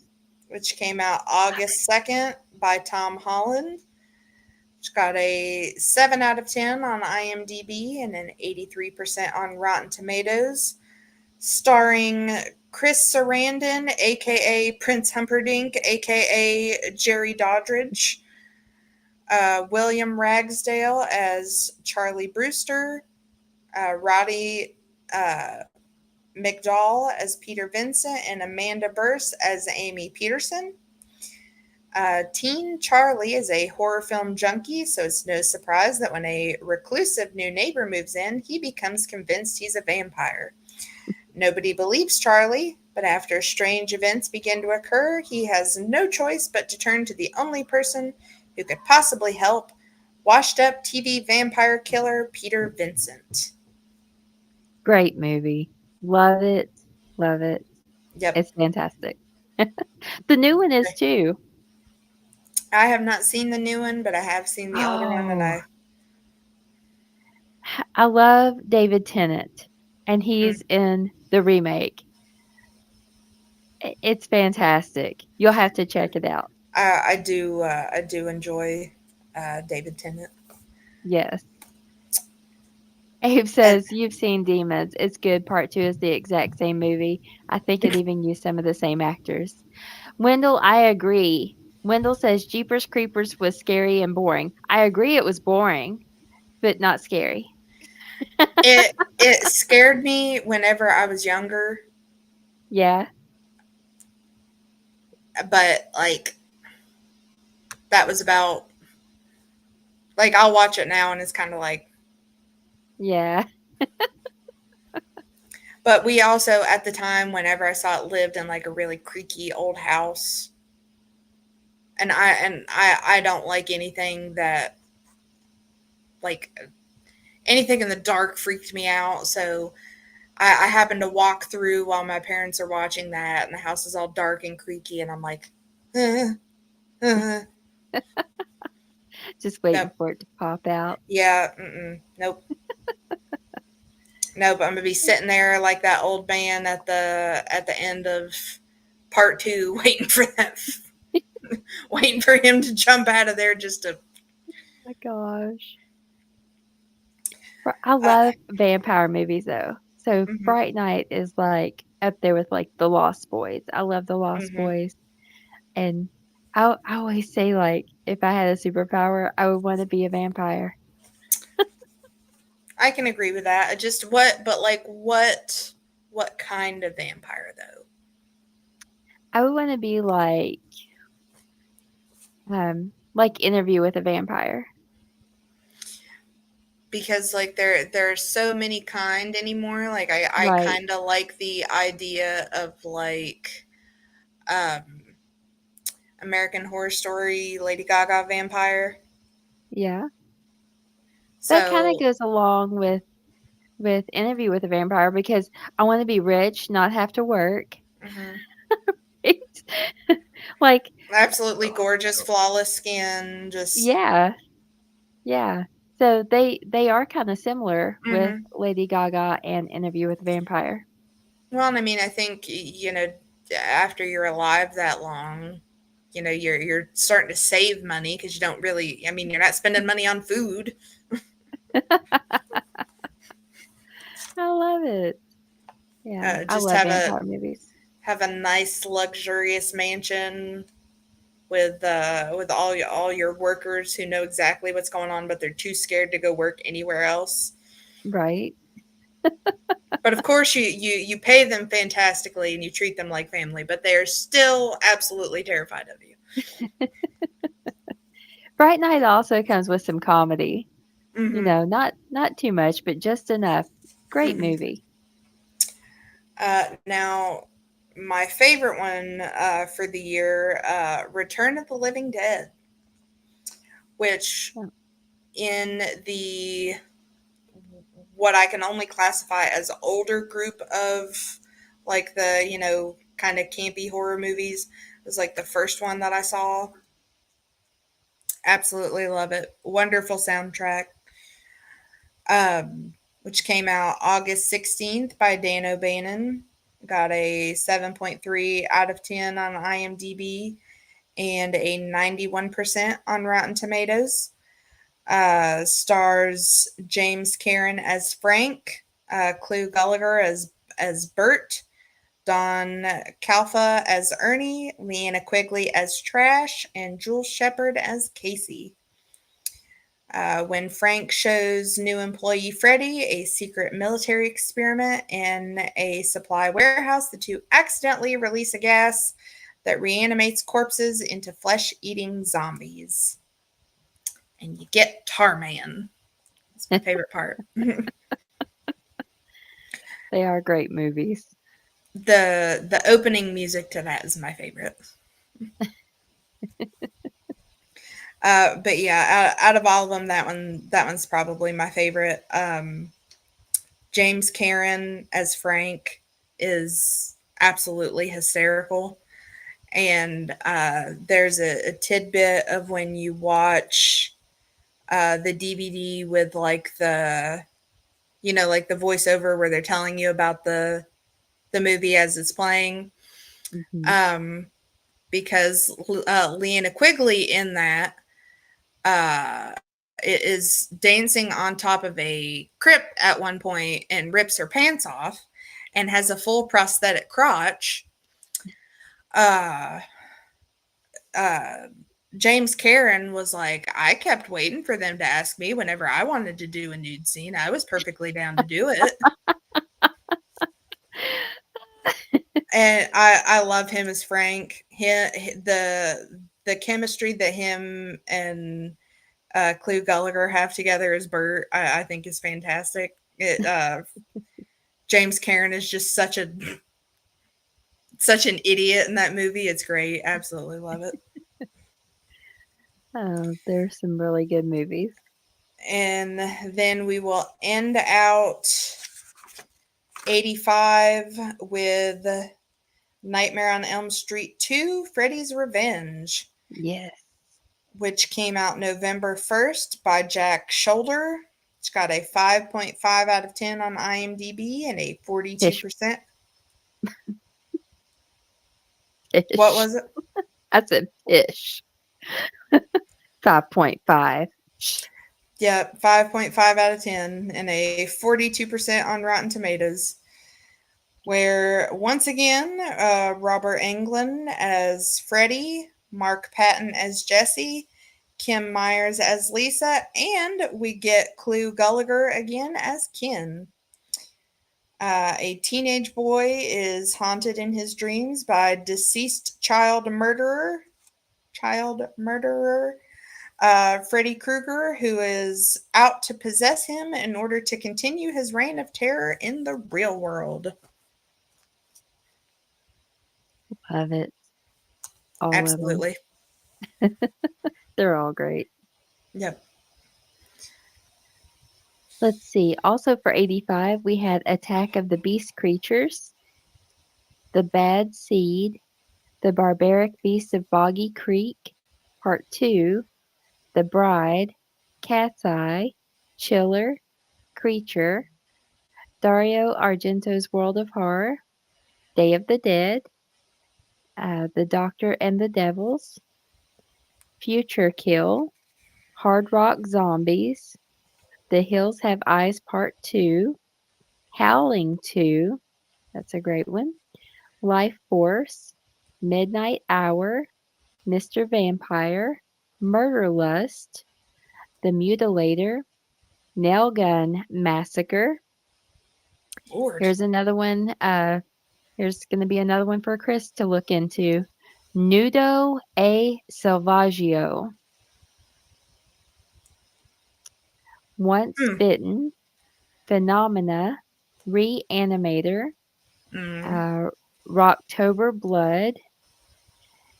Another good band name. Mm-hmm. Then we have Silver Bullet. We were talking about that earlier. Great movie. The Stuff, another good one. Too Scared to Scream. But what is the stuff? It's the stuff. It's the stuff. I don't think it's good stuff. That's fair. That would be me naming them. I don't know. It's the stuff. It's just the stuff. Just the stuff. We've got Twisted Illusions, Underworld, Warning Sign, and Women in Fury.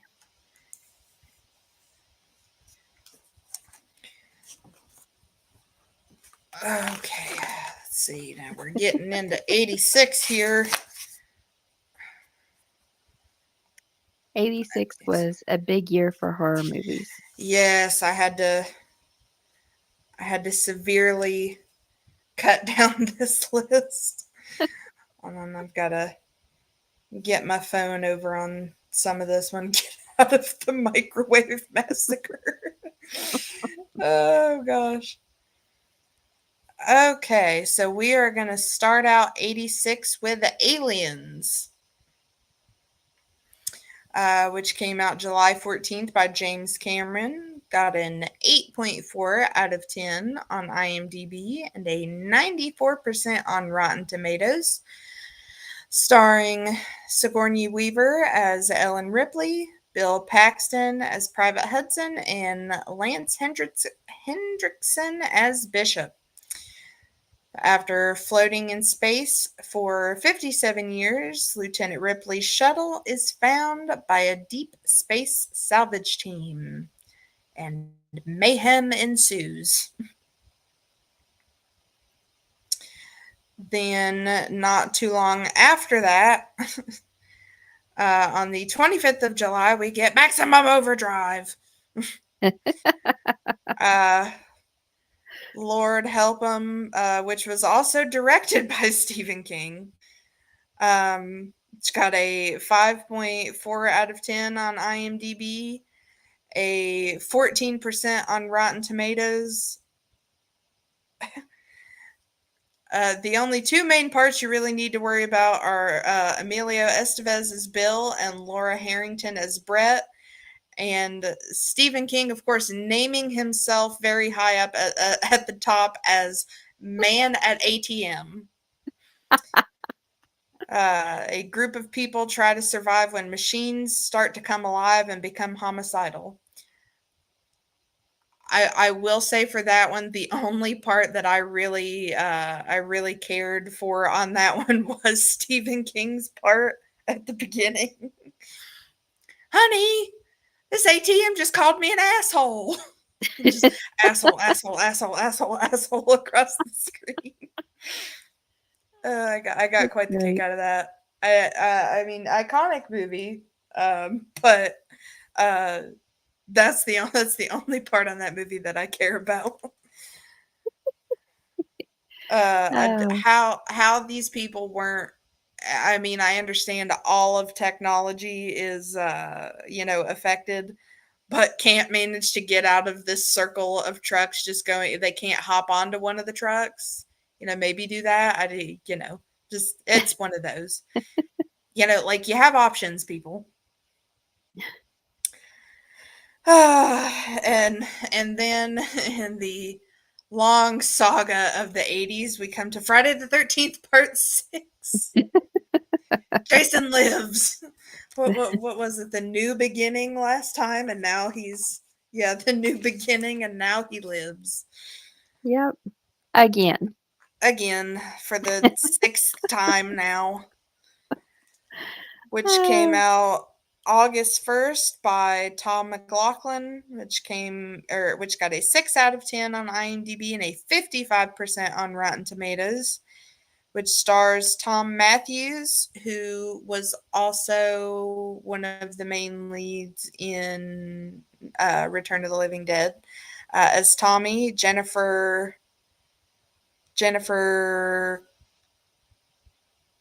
Koch as Megan, Renee Jones as Sissy, and C.J. Graham as Jason.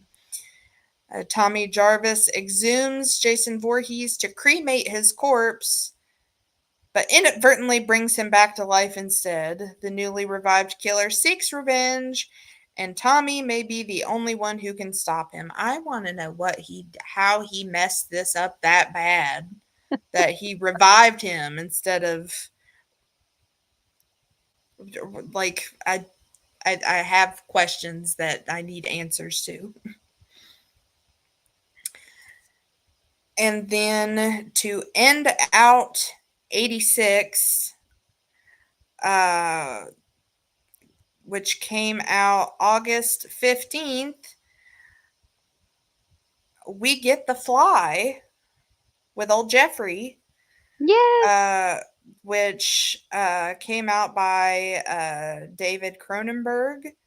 Got a 7.6 out of 10 on IMDb and a 93% on Rotten Tomatoes, where we got Jeff Goldblum as Seth Brundle, Gina Green as Veronica Qualf, and John Getz as Stathosporans. Gotta love Jeffrey Goldblum. We love Jeffrey here. We stand Jeffrey. Apparently so, Abe. I don't understand how you screw it up that bad that you're trying to go cremate him and you bring him back to life. But when scientist Seth Brundle completes his teleportation device, he decides to test its abilities on himself.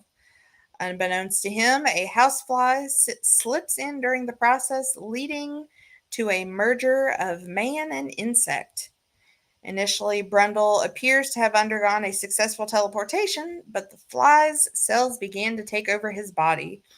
As he becomes increasingly fly-like, Brundle's girlfriend is horrified as the person she once loved deteriorates into a monster. But we still love you, Jeffrey. It's a great movie. It very much is. Great movie. Love it. Let's see. Also in 86, we have The Abomination, April Fool's Day, great movie, Blood Hook, Breeders, Cassandra, Chopping Mall. If you haven't seen Chopping Mall, you got to see this movie. It's really great. I know it sounds like it's not going to be all that great, but it's really good. We've got Class of Newcomb High, Critters, another good one. Yes. Lots of great movies in 86. We have Dead End Drive-In, Deadly Friend, Dead Time Stories, another great movie. Um, Demoner, Demons 2, Dramatic, Entrails of a Beautiful Woman, Entrails of a Virgin, Escapes, From Beyond, Gothic, Henry, Portrait of a Serial Killer, The Hitcher, House, one of my favorites. I love House and House 2. Great movies. If you haven't seen them, I definitely recommend those. We have Invaders from Mars, Killer Party, Link, Little Shop of Horrors. Great movie. Gotta see Yep. it. That is number 2 on my list of favorite movies.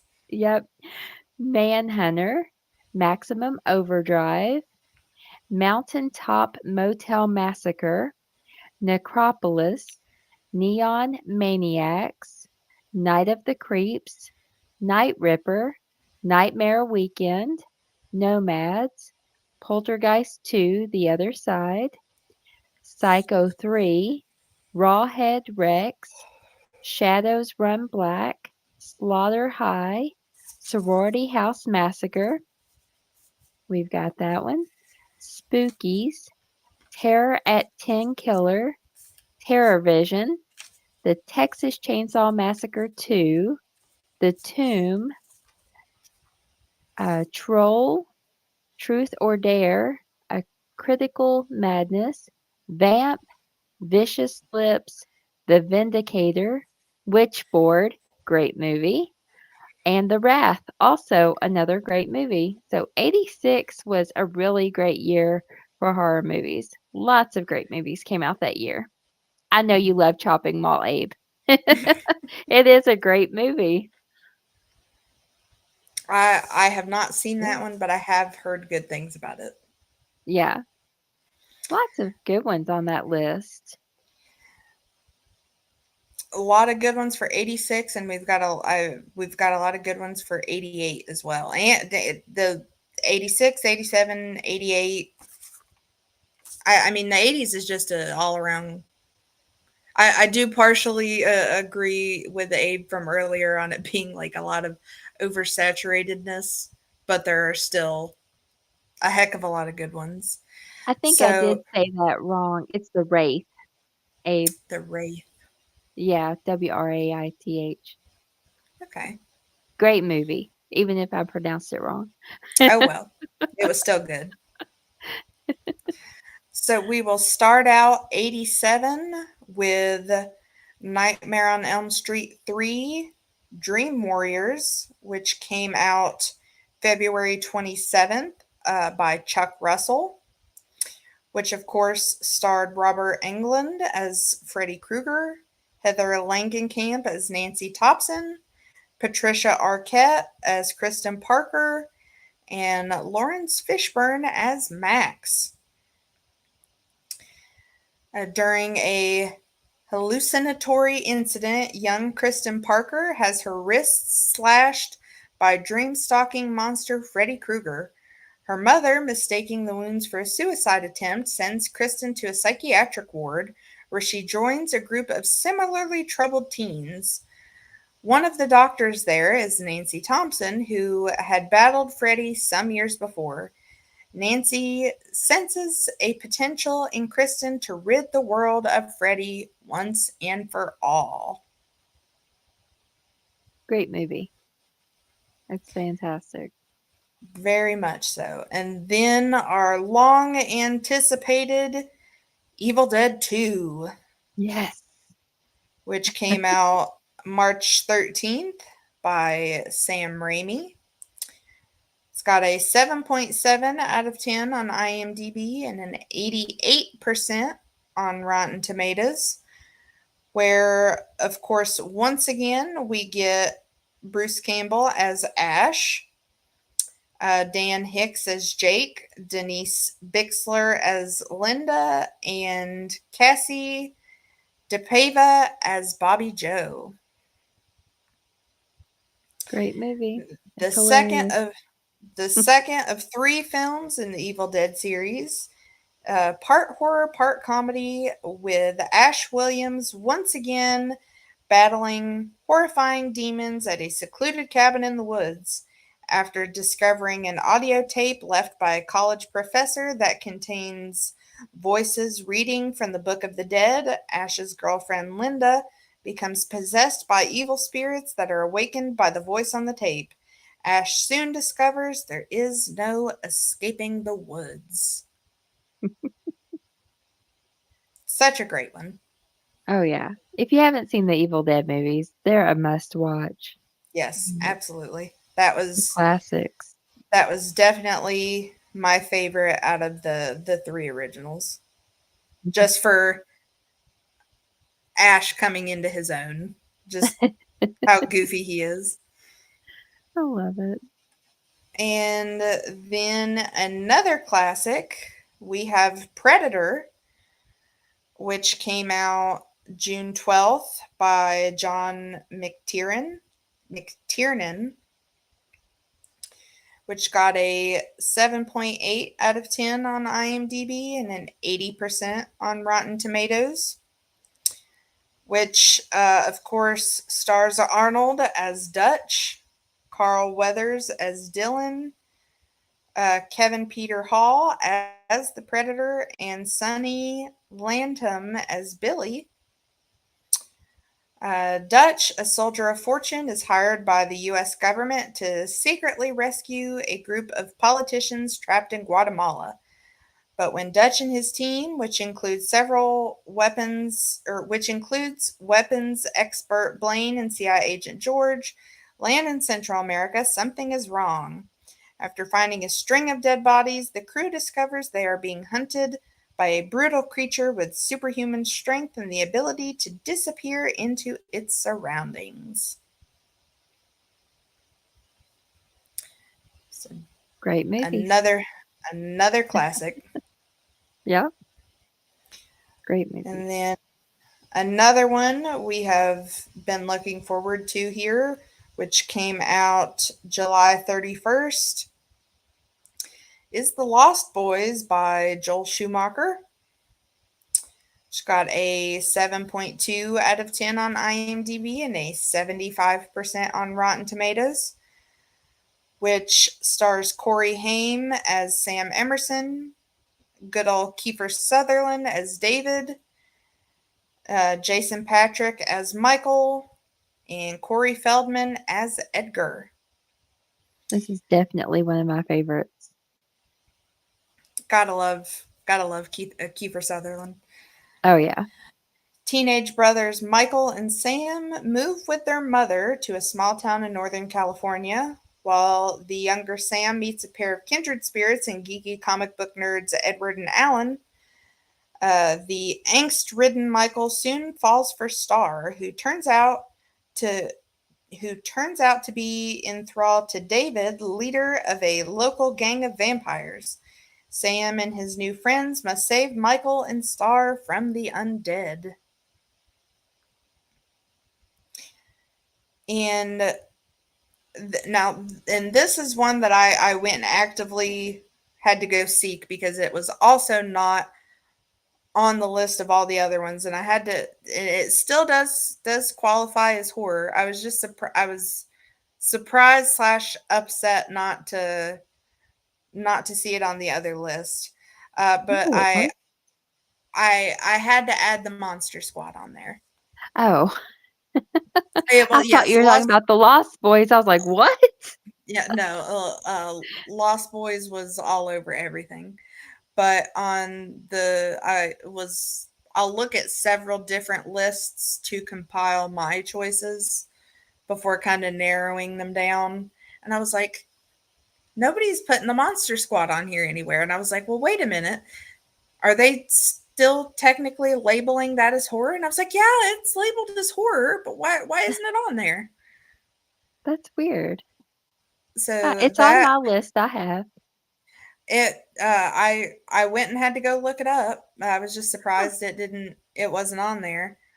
Same with the Toxic Avenger wasn't on my it lists wasn't on either. my list either. Yeah, Uh, which that was released August 14th by Fred Decker. Got a 6.9 out of 10 on IMDb and a 56% on Rotten Tomatoes, which starred Andrew Gower as Sean, Robbie Kiger as Patrick, Ashley Bank as Phoebe, and Tom Noonan as Frankenstein's monster. Let's see, hold on. We've got to go through our different monsters here. We've got Duncan Regher as Dracula and Tom Woodruff Jr. as Gilman. Michael Reed McKay as the Mummy. And we also have Jack Gwillem as Van Helsing. Hold on great just a movie. second. Okay, so five youngsters find themselves up against the combined might of Dracula, the Mummy, the Gilman, and Frankenstein's monster, who arrive in town in search of a magical amulet and in search of Wolfman Snards. I'm really surprised that wasn't on some of the Yeah, lists. I was too. Because that was one of the first ones that I thought of. I just wasn't sure what year it went under. And I was like, okay, well, I'll wait. Like, okay, I can't find it anywhere. So I'm not sure what the different lists were looking under exactly or what their specifications were, but I was like, I'm adding that in there because screw their list. I love it. And then our last one for 87, which is another long series that I absolutely love, is Hellraiser, which came out September 18th by Clive Barker. It's got a 6.9 out of 10 on IMDb and a 70% on Rotten Tomatoes, which of course stars Doug Bradley as Pinhead, Ashley Lawrence as Christy Cotton, Claire Higgins as Julia, and Sean Chapman as Frank. There's some very interesting movies. Very much so. I only really much cared for the first one, but I like the idea and the like I guess what you would consider the body horror of them. I think is very interesting. Hmm. So sexual deviant Frank inadvertently opens a portal to hell when he tinkers with a box he bought while abroad. The act unleashes the gruesome beings called Cenobites who tear Frank's body apart. When Frank's brother and his wife Julia move into Frank's old house, they accidentally bring what is left of Frank back to life. Frank then convinces Julia, his one time lover, to lure men back to the house so he can use their blood to reconstruct himself. I thought that was very interesting about the movie. That was kind of what piqued my interest, that he had to use these people to bring himself back. Yeah, they're great movies. But that is what I have of the last of 87. So, what else All do we have, right. ma'am? We have Enigma, Alien Predator, Angel Heart, Anguista, and Gustia, I think is actually how that's pronounced. We have Backwoods, Bad Taste, Bay Coven, The Believers, The Berserker, Blood Diner, Blood Frenzy, Blood Harvest, Blood Lake, Blood Rage, Blood Sisters, Bloody New Year, Blue Monkey, Another blood Cannibal. year. Yeah. We have Cannibal Hookers, Chillers, Creepazoids, Creepshow 2, The Curse, Dark Age, Deliria, Demon of Paradise, Deranged, Dolls, Doom Asylum, Epidemic, Evil Spawn, Evil Town, Faceless, Forever Evil, Ghost Riders, The Gate, Grizzly 2 The Concert, never seen it.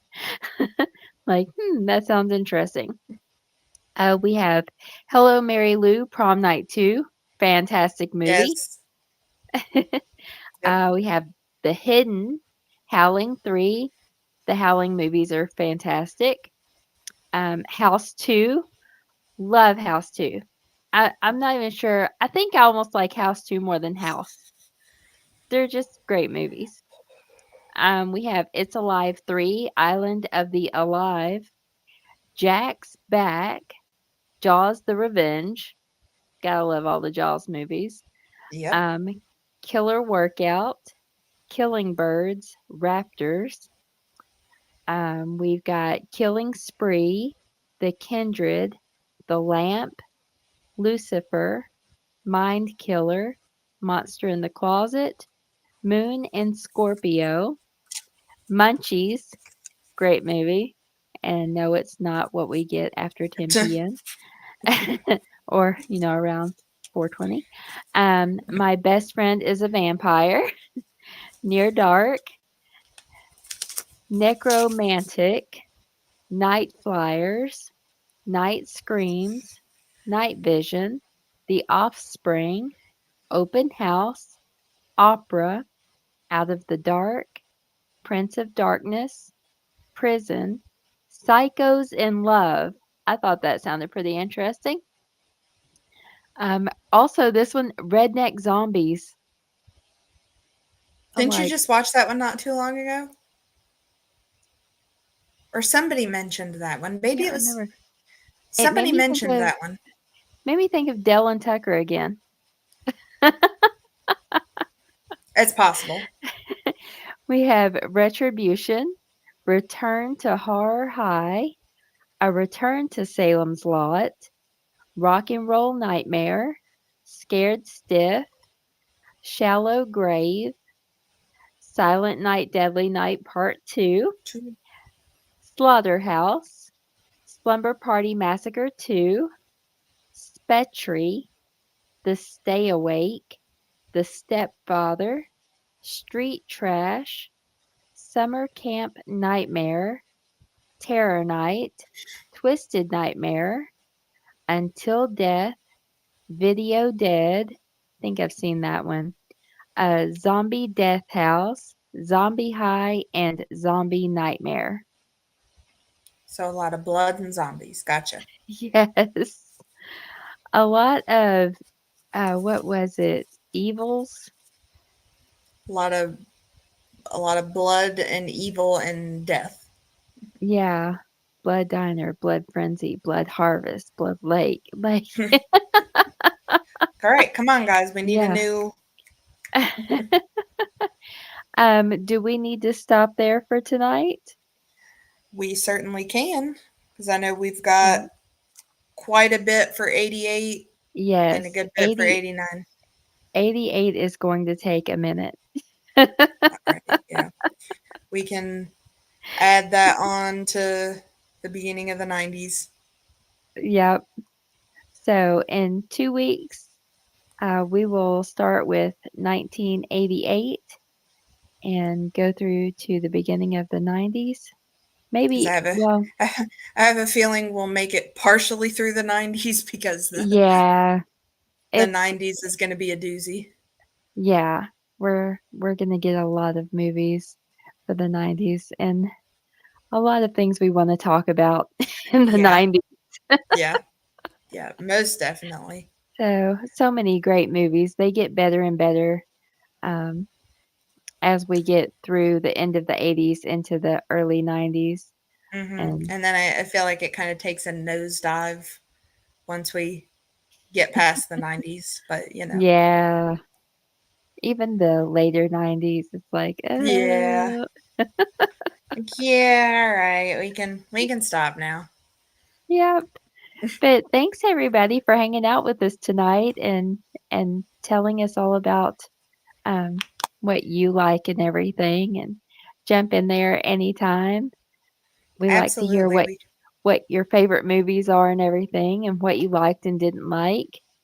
Yeah, and any of Yeah, your memories with the movies that we're talking about, and we love hearing everybody's stories. So we appreciate you all being here in the comments with us and just hanging out for our goofiness. And don't forget to like, follow, share, and subscribe. share And so once, all of your friends can subscribe. yes, yes.